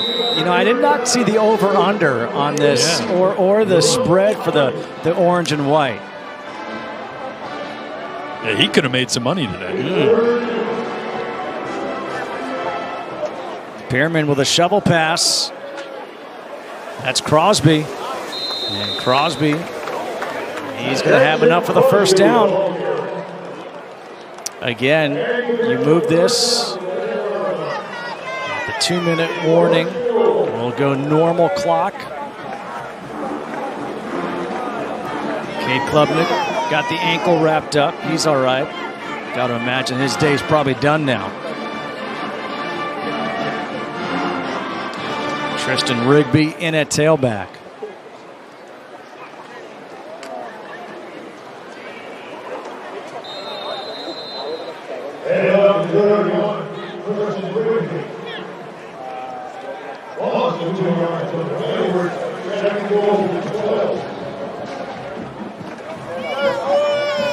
Coach, we never asked what's on the line here. Winners get a steak dinner. Winners get anything special? They get +3 in our accountability points system. Okay. So that's a big deal, man. Accountability point, that's like gold. So the winning team gets 3 points. You know, and they all fight for those. 2-minute warning, and they're going to say, keep it going. Yeah, keep playing. Yeah. So, Coach, just want to get your take on what you've seen so far today and what you take away from today. Well, you know, you got a little mix and matching and team split and all that stuff. But first of all, I'm proud of how we threw and caught the ball. We saw some guys. Good to get Adam Randall back. He's been out since like 3 or 4 practices. So good to see him kind of finish on a good note. Good to see Cade do some stuff. I thought CB made a couple of nice plays. And then Trent did exactly what I hoped he would do with both sides. Just be efficient, move the ball, put the ball where it's supposed to be, good decisions, use his legs. Good to see some young guys like right out of the gate, Sammy Brown gets a sack. Yeah. Jamal Anderson, a kid that we're counting on, and good to see him make a play. A young guy like Tavoy Fagan. So got some young linemen that did some good stuff, and got some other stuff they'll see on tape that's got to make them better. And got to see our kickers kick a little bit. So it's a lot of things that we're looking for. And, Josh Sapp making a big play right there at the end. Mm-hmm. It's good to see that. He's a guy we're going to need. This is going to be a give all the way right here. Oh, boy. Little collision. Yep. Kevin McNeil on the carry. Jaheim Lawson, A.J. Hoffler as well. That's made some plays. You see Jaheim Lawson, A.J. Hoffler, Den Hoff. Just some of these guys that, we don't have Peter Woods out here today. We limited T.J. Parker a little bit. So for these guys to step up and take advantage of their opportunity, I think another guy you didn't really see much today as far as maybe showing up, but a kid like Brandon Strozier. I had my eyes on him a lot today. He's a young corner that we're going to need. And, again, biggest thing is get through this thing healthy. But you got to play. You don't get better at football if you don't play. So for them to be able to come out here and get exposed a little bit. How about Wesco? I thought same thing, looked like he was breathing a little heavy to start it off, but he came out here and then he settled down, made a couple of nice plays for us. So it's been a productive spring. Now we just gotta get better. Quinn Kastner with that 28-yard field goal. 27-12 with 1:29 to go Yeah, you mentioned, breathing heavy early on for Bryant Wesco Jr., that true freshman. It leads you back to thinking about last year's 4-4 start with Cade Klubnik and how the game was moving quickly, and then it slowed down those last 5 games for him. Yeah, and I thought Coach said something, the best way I've seen it put or heard it put. He said, look, Cade had a lot to take care of in his own house last year, right? I mean, just developing new offense in adversity. And he said, this year, he's going to go help out the neighbors a little bit more. So having some young receivers be able to make checks at the line of scrimmage, like Garrett Riley mentioned, making a lot more checks, making us right more often pre-snap now than he was early last year. Things like that just continue to build on themselves. Yeah, there's no doubt. He had a lot to do. And if you look at the best quarterbacks in the country last year, they were all guys with some experience. And here's a kid that, man, he's going to get better and better and better. And I promise you, when his time is up at Clemson, this kid's going to make some big-time plays, and he's going to have a bunch of big-time wins. And I can't wait to watch it. And we're really, really committed to CB and Trent as well. We got Paul Tyson. He's still here. He's kind of a student coach for us, but he's kind of our 4th guy right now. We like our guys. We feel like we're in position to go compete. And, it's fun to see a guy get better at that position. It's totally a developmental game. And, I've seen that in Cade, and I think you're going to continue to see a lot of growth, and especially when we get it all put together. Because it's not just off; it all has to work together. So. Lot to build on from the spring, a lot of work to do this summer, and see if we can go and have the type of season that we all want to have around here at Clemson. Yeah, Coach, I got to give you a ton of credit. First of all, you're an amazing on-field analyst. I will love to work with you anytime you want. But secondly, you talk about all the ACC and the titles and everything, and we were mentioning before, for the longest time when you thought of the ACC, you thought of Florida State. But it's Clemson that has 21 ACC titles, and it's Florida State with 16. That's remarkable what you've been able to do. Well, when I got the job, we hadn't won this league in 20 years, and we've won it 8 out of the last 12 and 7 out of the last 9. And listen, the credit goes to these players. I mean, we've had some great players that have come in and they've bought in, and it's been fun to do it. That's where it starts. We got to win this league. And win this league, you got a lot of opportunity after that, but didn't get it done last year. So hopefully we can get back on track this year, but you got to go earn it. A lot of great teams, a lot of great coaches in our league. Just about 30 seconds to go. That catch is made, enough for the first down. Picks up 7. Chase Bird. Hey, what do we do after commentating the game? Do y'all go out for a glass of wine or beer, or what do y'all do? It all depends. Do we have a flight to make? Do we have an opportunity to stay the night, and then we can go have some fun, a good steak dinner? There's some great options. Y'all let me know how it goes. Enjoy being with y'all. Hey, we really enjoyed having you, Coach. You're awesome. Thanks for coming to Clemson and helping us out. Appreciate it very much. Appreciate it, Coach. We'll be back. Take care. Yes, absolutely. Dabo Sweeney, class act, helping us throughout this broadcast, making our job fun and easy. That was great. I just love, part of what I loved is great when he's talking. I love hearing the coaching, though. You know what I mean? When the microphone was down, just hearing him, he never turns it off, right? He was balancing storytelling and giving info on guys with just coaching, what he loves to do. You can tell the passion's there. And I tell you what, it was a young team last year. They got a lot of experience and got better at the end of the year. This is going to be a really good football team when fall comes around. When August 31st comes around in Atlanta against Georgia. This is going to be a different football team, and I'm excited for these Clemson fans. Really cool for the fans also to come down onto the field and everyone come together here for the Clemson Tigers. Well, like you mentioned, Clemson will open up the 24 season against the Georgia Bulldogs at the Mercedes-Benz Stadium in Atlanta, Georgia on August 31st. Check your local listings for time and network.